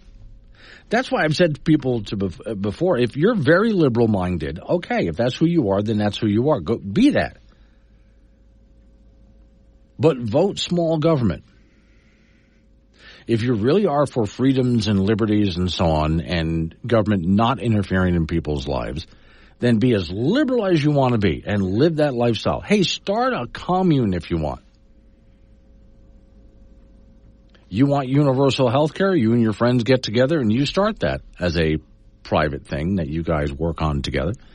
But you can't force the rest of us to live that way. Vote for limited government, because when you vote for big government, you're voting your freedoms and liberties away. And you're giving it over to people who are inept, corrupt, do not have your best interest in mind. Often the worst kind, I don't know why, but we have a tendency to vote the worst kind of people into office in America instead of people who have the country's best interest in mind. If you want, really, I keep hearing people say, we got to win our country back. If you want to do that, then, and you want to solve our problems, then you want limited government. Wherever you came from, if you move to the state of Wyoming, keep it small. And it is a big state, population-wise, tiny, but we have a lot of land out here with very few people on it and a lot of freedoms, a lot of liberties, an easy lifestyle. And we do that because we keep our government as small as possible, which is not always easy to do, even in a state like Wyoming. So whatever your beliefs are, welcome to Wyoming. Vote small, please. I was home alone. The kids were at my parents' house. Jeff was working late, so I had the whole place to myself. I was in the kitchen when it started. It was like a low, mumbling sound, like almost talking. So I listened closer, and it was like it was calling for help. What could it be? Probably a murderer? No, it was my stomach. But no big deal, really. I was already in the kitchen, so I opened up the fridge. There it is, staring right back at me. A beautiful jar of pickles. So I take it out, place it on the counter, but then I notice there's no label on it. But my stomach is stronger than my mind, so I ignored the red flags. Opened it up, took a pickle out, and ate it. And that's when it happened. It was a sweet pickle. Oh! How did it even get there? To this day, no one knows how those devil pickles got into my fridge. Local and mobile across Wyoming and beyond with the Wake Up Wyoming mobile app. This is AM 1030 K2 Radio. One of those music boxes is one of the creepiest things you can do around Halloween. So off we go to the ice box where Frank Gambino is waiting by. Have you seen the first Halloween movie? No, I never did like those movies. Oh, the first Halloween movie was excellent. Yeah? The second, the third, okay. Not so much. But Halloween, the very first one, very good, really well done. See, I never did like whenever they got into the murder slasher stuff. That I don't like that. That's not what Halloween is to me. Well, it's fear. But it's gore. It's that kind of gore I never got into. To me, it's more of the ghost story. The creepy ghost story or a good vampire flick. But something like that. But when they got into the knives and the slasher and the gore, that's where I went, that's just not Halloween to me. I don't like that. All right. Okay. That's me, Frank. Well, you see what I decorated the whole way like. Have you ever watched Nightmare Before Christmas? I probably have. Okay. You would have remembered it if you did. That to me is a good Halloween. But a good ghost story. That's really good. Okay. All right. Now, of course, I have Carl, my rubber chicken. My emotional support chicken, okay? Right. Yeah. Have you seen the emotional support alligator he's missing? Wally has a alligator, and there's a picture of him hugging. It's a small alligator. Wait till the thing gets big. Mm-hmm. And he actually had it registered as his emotional support gator. Why would they allow that? I don't know. It's it's over the top now with that stuff. It has, yes. So Wally was either stolen or got away. And again, this guy might consider it to be his emotional support animal until Wally gets so big that he eats him. Yes, exactly. Yeah. Okay. All right, in high school football, the quarterfinal round of the playoffs will begin tomorrow. In 4A, one game in Casper, Natrona will play crosstown rival Kelly Walsh. NC is the 4th seed. Kelly Walsh is the 5th seed, with Natrona beating Kelly's 27-0 during the regular season. Top seed in the 4A playoffs is defending champion Sheridan, and they will host Laramie on Friday. Sheridan ran over Laramie last week, and this week's result could be very similar. Campbell County is the 2nd seed. They'll host Rock Springs. Cheyenne East is the 3rd seed. They will be at home on Friday to take on Thunder Basin from Gillette. In 2A, Burns will be on the road at Lovell. Burns is the 3 seed from the East at 5-4, and in 1A 9-man, Pine Bluffs, the number 2 seed from the East at 7-1, will host Grable, and in 1A 6-man, KC will be at Midwest, and KC is 4-4 on the year. College football, the Wyoming Cowboys will try it again on Saturday. They'll be on the road at New Mexico, and Cowboys really need to take a long, hard look at themselves, top to bottom, after that 27-25 loss to lowly Utah State on Saturday in Laramie to drop them to 1-7 overall.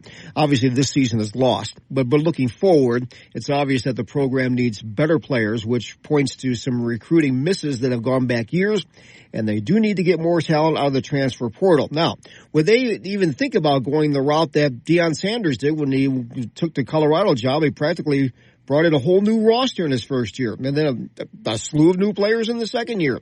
Arizona State, who Wyoming lost to on opening night of this season, had 46 new players for this season. They're 5-2.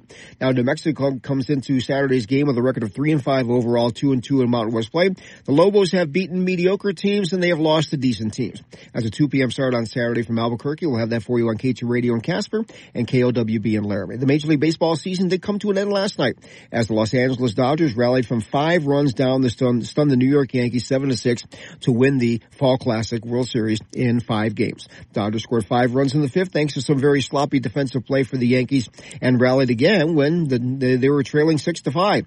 LA just found a way to win, and this is their first full season World Series title since 1988. They did win the World Series in that COVID-shortened year in 2020. Freddie Freeman of the Dodgers was named the most valuable player of the World Series with home runs in each of the first 4 games of the series and had 12 runs batted in overall. And that's it in sports. I did hear some, and I'm going to say moron, yelling and screaming that the manager of the Yankees needs to be fired. And I'm thinking, he got you all the way to the World Series. Yeah. So how about give him a break on that one? That's pretty good. You know, historically, the Yankees, that's exactly what they do. No matter how good you are, they'll just change managers. Yeah. But that's when George Steinbrenner was alive. Yes. But now I think hopefully they have their head screwed on a little bit straighter. Guy gets you that far all the way to the World Series, I wouldn't complain about it. Yeah, unless there's something mortally wrong there. Yes, obviously. No, there's not. No, probably not. All right, thank you, Frank. The Addams Family. Neat. Sweet. Petite. So get a witch's shawl on, a broomstick you can crawl on. We're gonna pay a call on the Addams Family.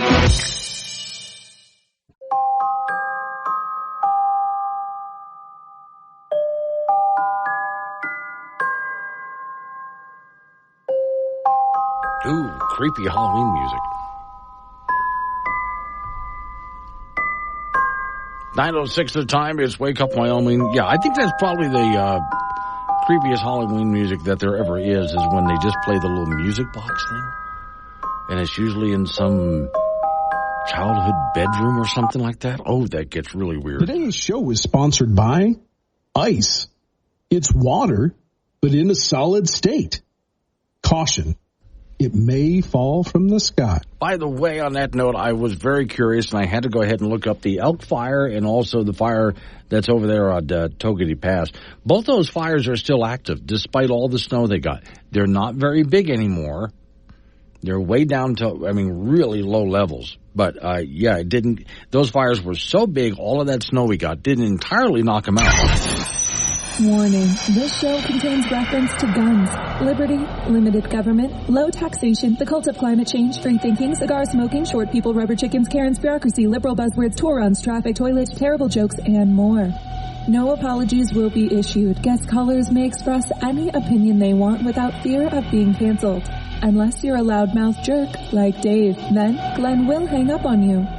Strap in, hold on to your coffee, and feel free to participate. This disclaimer does not refer to every person named Dave. Just one particular Dave from San Francisco. We know a lot of Daves. They call this show all the time, and they're great people. So don't call this program and complain that we use your name. That would be a real Dave move, Dave. We are an open phone, so you can go ahead and change the topic all you want. To 888-97-WOODS, the phone number 888-97-WOODS. And a lot of people have downloaded the Wake Up Wyoming app, which they just hit the chat option on the toolbar and send me text messages while I'm on the air. So, okay.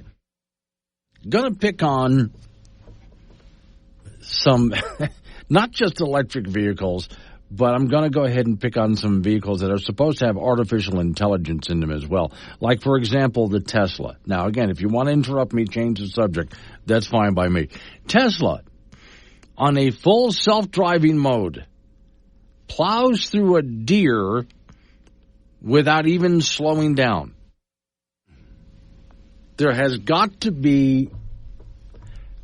How many people you know have done that? How many human beings have done that? I mean, at least when you hit the thing, you know that, oh, my God, I just hit an animal, and you stop to check on you, your vehicle, and the animal, right? Okay. Tesla's full self-driving system, far from flawless. Certainly not autonomous, because it needs to be constantly monitored by a human driver.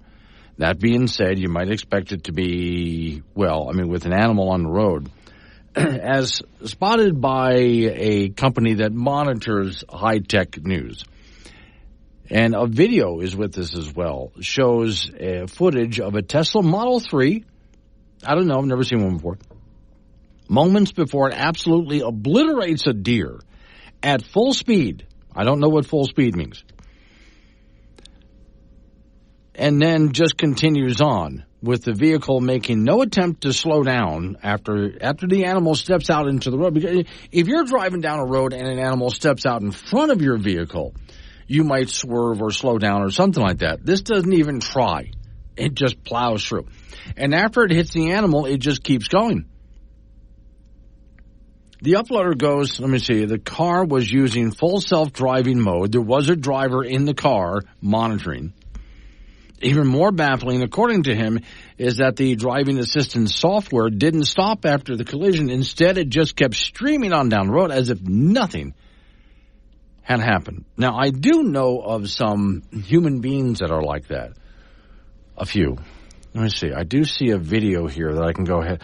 I'm actually going to try to watch the video of this while I'm talking to you. Okay, so I'm watching a video. It's an interstate. It's a car heading down the interstate. It's nighttime. Deer. Okay. The deer was just standing in the road. I mean, the literal deer in the headlights thing. The Tesla hits it. It goes over the top of the vehicle. And you figure this is a car that's really streamlined to be aerodynamic. So when the animal hits it, it's not like if you hit it in your truck, where like a pickup truck and there's a splat on the front end, which I understand why so many people have those animal guards up front. Not like that. It just kind of goes boom up and over the top of the vehicle and lands behind it. But then the Tesla just keeps going as if nothing happened. The deer strike, the story says, left a big dent in the hood. Scratches on the windshield, more serious damage to the frame. Quote, experiencing the worst side of Tesla service now, the owner of the car wrote, can't even get an estimate for insurance. The nearest appointment is in January. Wow. So he suffered some damage and no one can even look at the vehicle until January. In true Tesla devotee fashion, the owner clarified, he still thinks that the car is awesome. This is just an edge case. I'm very grateful, he said. Okay. All right. I'd like to know what is wrong with the software on there that it didn't, pull over. Because, again, I don't know about you, but with me, if I hit an animal like that, first off, I pull over, am I okay? I can't help anybody else unless I make sure I'm okay. It's like if you're in an airplane and the oxygen masks fall. Put the oxygen mask on you first, then put it on if you've got a kid sitting next to you, on the kid next to you. Because if you try to mask up your kid first, you're going to pass out before you get it done. And then neither of you will have a mask. So I make sure I'm okay. Then I get out and I look at my car. But I'm not hanging around by my car. I'll get back to my car. Then I'll go back to see what condition the animal's in. I wouldn't just keep heading on down the road. Now, with that one, Let me see. There was the Tesla fails miserably. Okay. New York City attempted a artificial intelligent subway scan for weapons, guns specifically, and it was a massive fail. Story says New York City has been forced to reveal that its AI-powered gun scanning pilot program busted all sorts of people, but had to let them go because everybody that got busted didn't actually have a gun on them and didn't spot one single gun. As CBS New York reports, experts who is supposed to be experts, let's put that in air quotes, who long opposed the startup of AI subway scanning technology, championed this and even the mayor thought it was a great idea. After city and state pointed out the New York Police Department had been silent for the month-long test launched at the end of July, officials were finally forced to reveal the website has underwhelming results. The subway scanners had recovered exactly 0 guns. None. That's what they're supposed to be looking for. In the meantime, there was about 118 people that were pulled over for false positives. The scanner has proven so faulty that even false positives on multiple occasions, the reporters walk through to see, if it would spot them and carrying something, anything, and it only flagged the reporter when the reporter was carrying something that didn't look like a gun. In spite of the apparent failure of the pilot program, City Hall is spinning it as a good thing, as politicians do, claiming that the tech was a crime deterrent. But again, that's what politicians do, right? I mean, they spend millions on a program. The program is a complete and utter failure. And so what do they do then? They claim that it was a huge success and claim that it deterred a lot of crime, even though they have absolutely no evidence at all that it did any such thing. But that's a politician for you. I was home alone. The kids were at my parents' house. Jeff was working late, so I had the whole place to myself. I was in the kitchen when it started.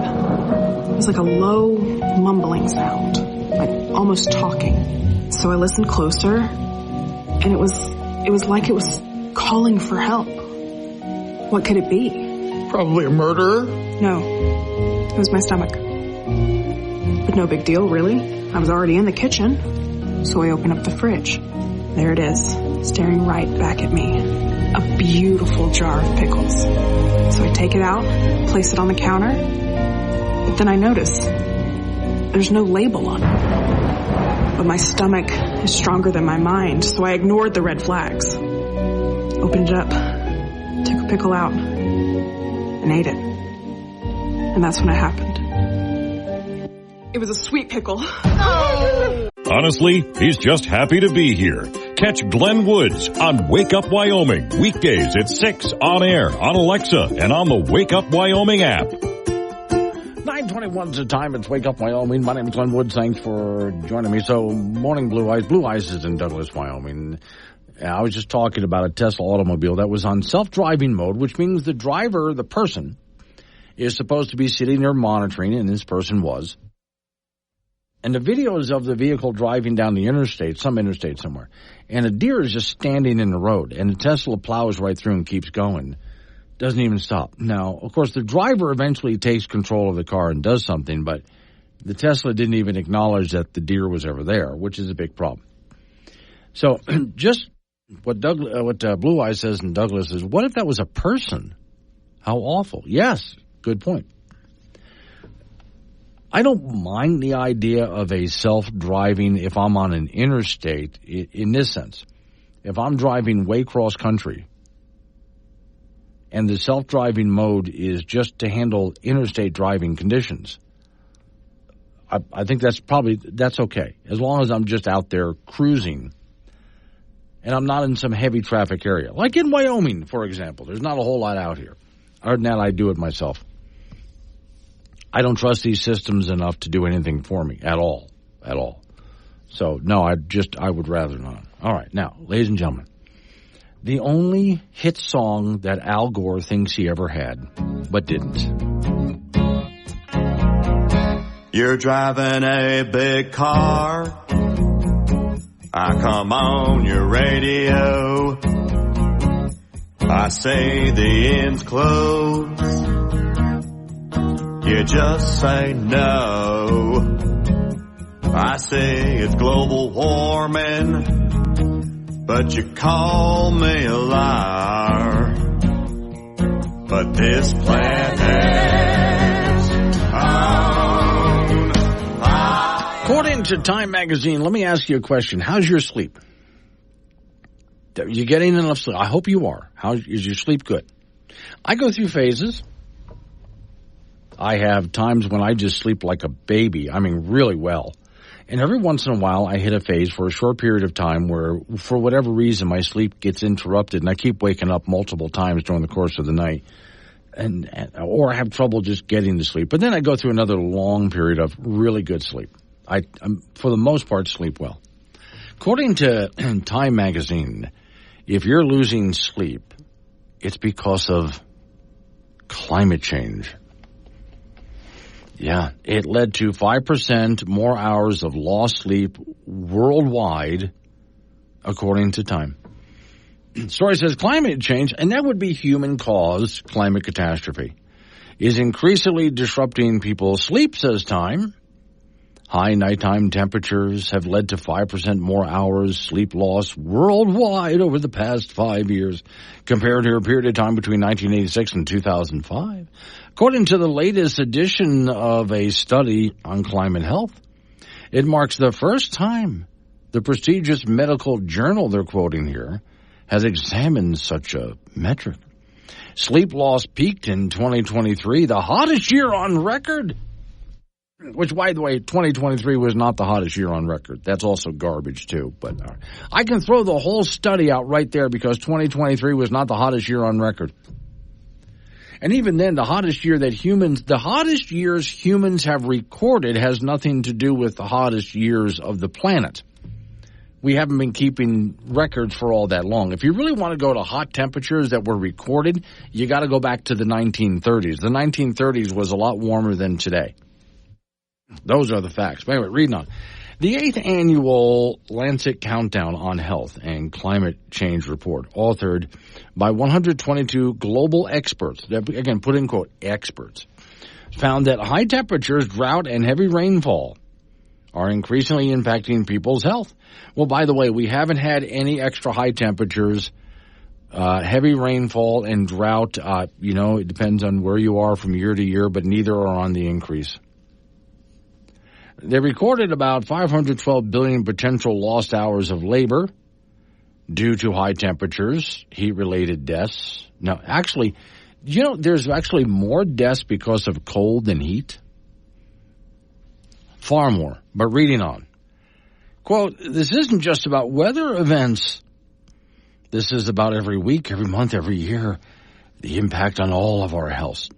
Kevin Loma is professor of building simulation at a university who studies the relationship between heat and sleep, has found in the UK that bedroom temperatures are higher, so use your damn air conditioning. And it's the threshold which people struggle to cool themselves down. And once you start tinkering with about how much sleep people get, the consequences aren't just relatively trivial. Okay. So, everything is the fault. I tell you what, here's what I would like to do. Bloomberg News, climate change is driving sleep loss. Oh, Bloomberg News repeated the story as well. Okay.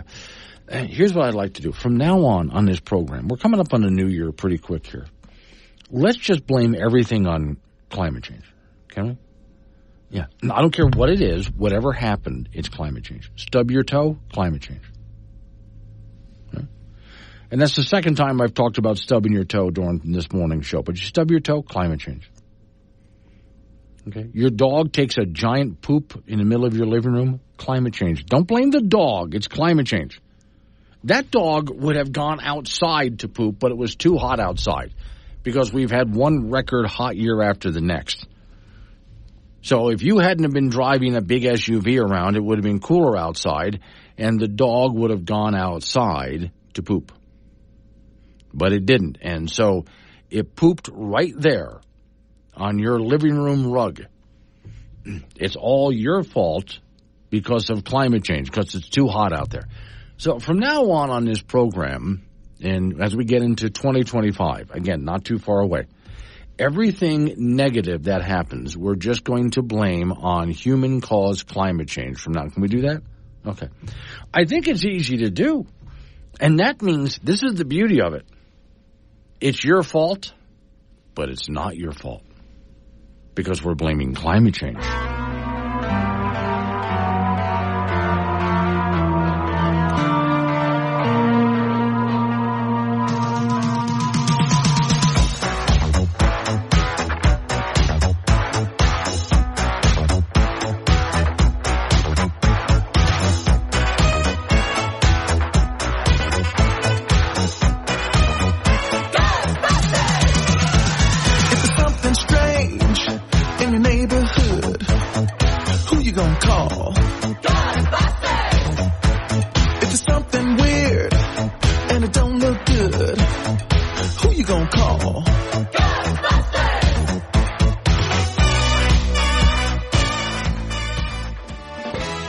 Wake Up Wyoming with Glenn Woods. Make your voice heard at 888-97-WOODS. This is AM 1030 K2 Radio.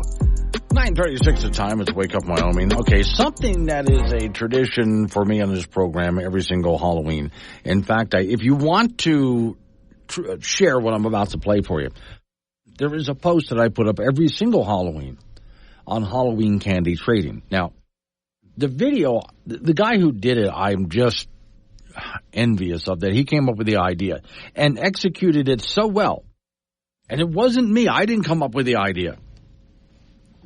Drives me nuts. I really wanted to come up with this idea. But it's the idea of Halloween candy trading. In other words, you come home after trick-or-treating, and you got a big bag full of stuff. And some of the candies that you have are great. Other candies, of course, are just garbage, loser stuff. So you get with the other kids, if you're a member of a family or friends of yours, whatever the case is, and you sit down and dump out all the candy onto the floor. And now the trading begins. Now, here is how you make sure you don't get screwed. If you like Necco wafers, the original candy wafer, yeah, that's a category that really took off. There's no need to watch this video. You're going to get screwed no matter what. Same goes if you like those nasty little orange and black candies. Save yourself some time, don't go trick-or-treating, just eat random crap you find on the floor. And now we begin. Step 1, identifying your trading partner. Children under the age of 5 are legally protected. That's because of Becky's Law. Named after a Wisconsin girl who traded her entire stash for a box of Good and Plenty's that her brother had convinced her were unicorn eggs. She cried for 3.5 years. Children between the ages of 5 and 7 are allowed a 30-second trade-back grace period. This also applies to the elderly. If you have friends or siblings with any of the following traits, they make ideal trading partners. If you don't, you'll have to get crafty. Start by determining the flavor affinity of your opponent. There are 3 basic classes and each one has a weakness. Be warned that a classic strategy is to pretend that you're in the fruit and sour category while executing the Smarties gambit for a full-size Snickers. If you'd like to download a PDF version of this chart, please look in your butt. If your opponent says that they like special darks, be kind to them. They're probably going to be your boss someday. Likewise, if they express interest in any of the oral fixation candies like wax lips, paper dots, candy cigarettes, or Pop Rocks, keep track of them. They're going to be fun to hang out with in college before they drop out. Step 2, pre-trade organization and preparation. Loose candy corn should be placed with your pennies. They're equally worthless. Under the new health law, ripped or unwrapped candy falls under the protection of pre-existing condition. And although they lose value, you cannot exclude them from trading. Dum-Dums should be organized in complete sets, not by individual flavor, unless of course you have 3 or more root beers, which can be set aside. Lump your 3 Musketeers together with your Milky Ways to ferret out people that don't know the difference. Most likely they'll confuse Crackles and Mr. Goodbars too. Hide your Mary Janes, banana-flavored taffies, and any short-lasting bubblegums under a pile of Whoppers, Goobers, Caramel Cubes, and Red Hots. Be prepared to offer the full stack as an all-or-none trade for a Charleston Chew or Grater. Although nerds are technically inert Pop Rocks, they should be placed in their own category. Unfortunately, Butterfingers, Almond Joy, and Mounds should be set aside for the mom and dad tax. Note that there is growing support to repeal the mom and dad tax as it hurts honest candy disclosure and might lead children to stop trick-or-treating altogether. If possible, avoid major transactions until after the election. And raisins should be burned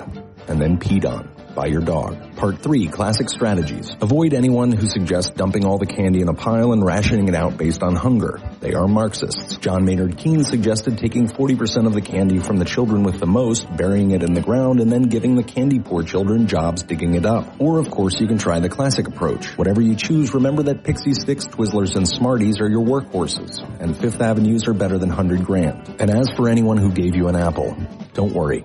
They're going to hell. And that's true, they are. Now, the one I'm very proud of, I played it earlier this morning, but I'm going to play it again. So this one is the Socialist Halloween. I play the little kid, which you'll see very difficult for me to do this with my voice, but I do the kid's voice. And then I got a friend of mine to play the mom.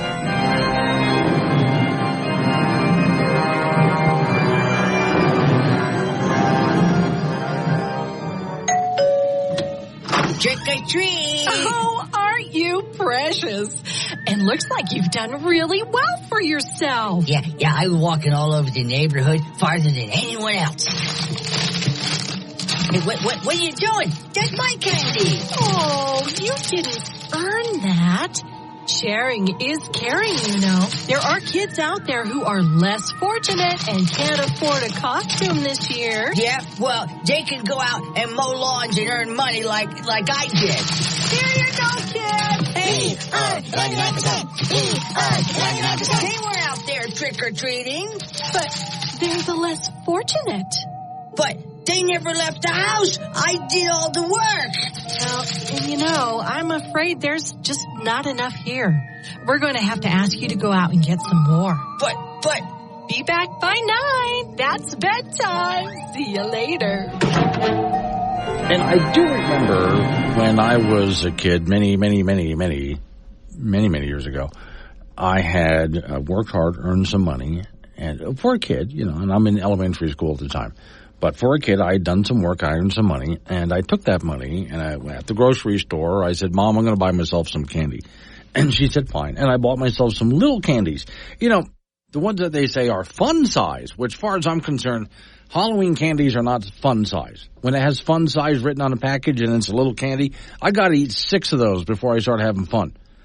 That's as bad. You've heard me say this before. That's as bad as when you look at, let's say, a box of Thin Mints from the Girl Scouts, and on the size it says serves 8.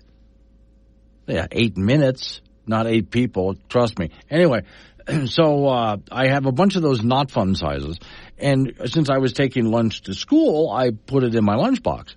And of course, there's got to be that teacher. Did you bring enough for everybody? No.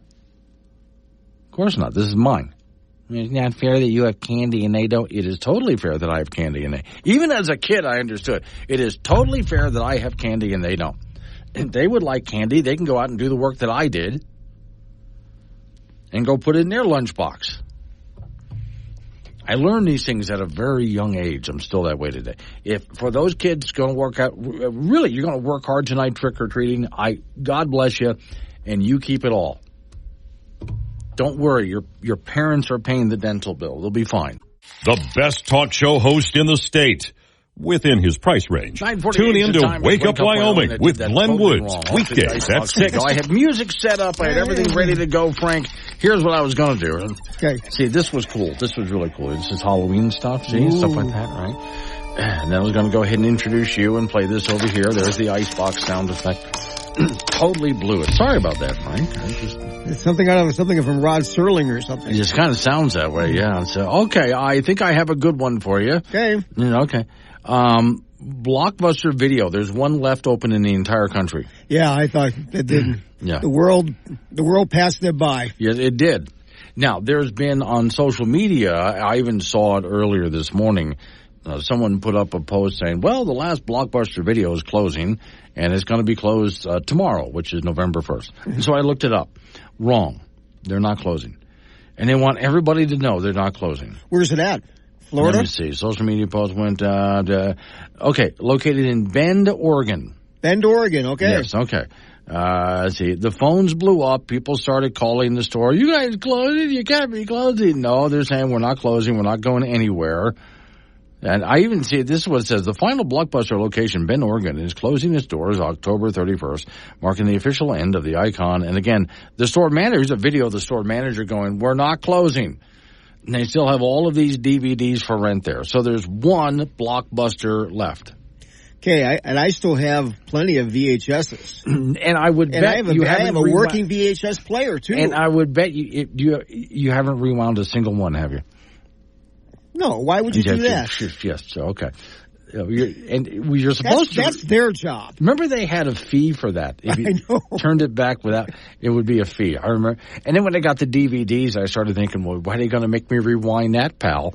You just throw it in the garbage. They made 25,000 of them. Oh, my God. Yeah, they had a ton of those. Now, I used to go to Blockbuster quite a bit and walk up and down the aisle looking for things to rent, and I always wondered, what's going to replace this?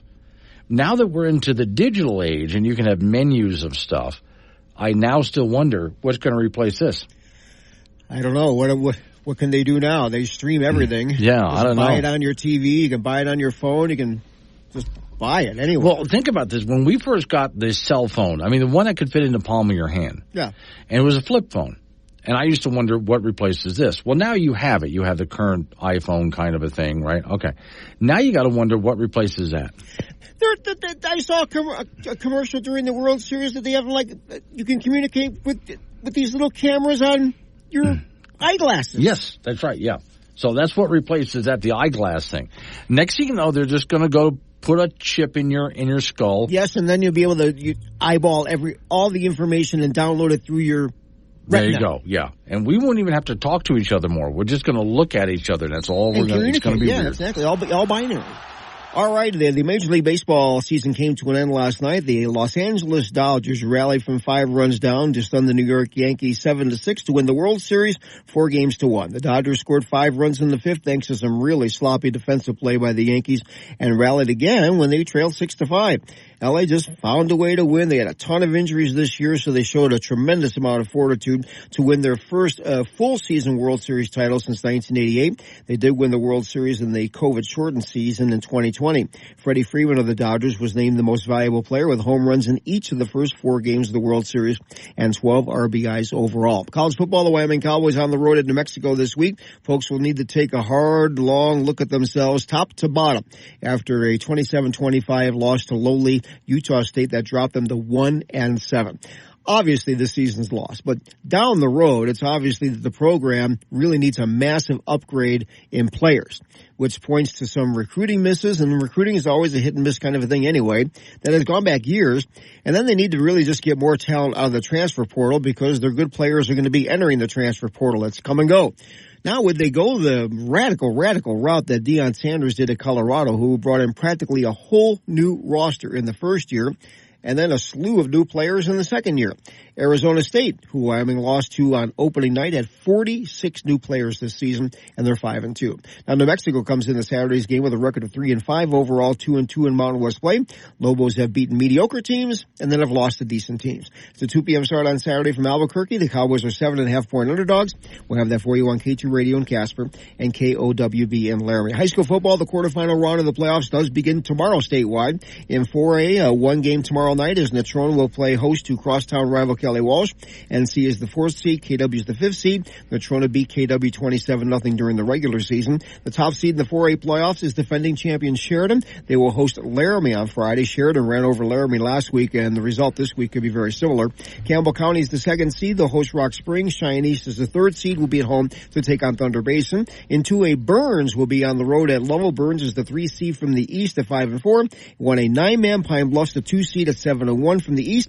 Will host Grable, and 1A 6-man KC at 4-4 will be at Encampment. That's it in sports. And just a reminder, Miss Mary and I have tomorrow off. Well, I don't. Yes. Well, so you can just sit there for 4 times during the course of the morning and just do a sports report to yourself. No. If you like. No, I'll email it to you. And you email can it just to me, fine. Yeah, okay. And just if I even get that far. If you even get that far. Just sit there and enjoy your M&Ms, for God's sake. Oh, I will. Okay, happy Halloween, Happy Halloween to you. All right. Coming up on some local business we have to take care of. We're going to roll into news time. Yes, I do have tomorrow off, everybody, and so does Miss Mary, so the show will be a repeat. Snake and a 3-legged dog. She got a bent, bony body and stringy hair. And if she ever seen y'all messing around there, she goes.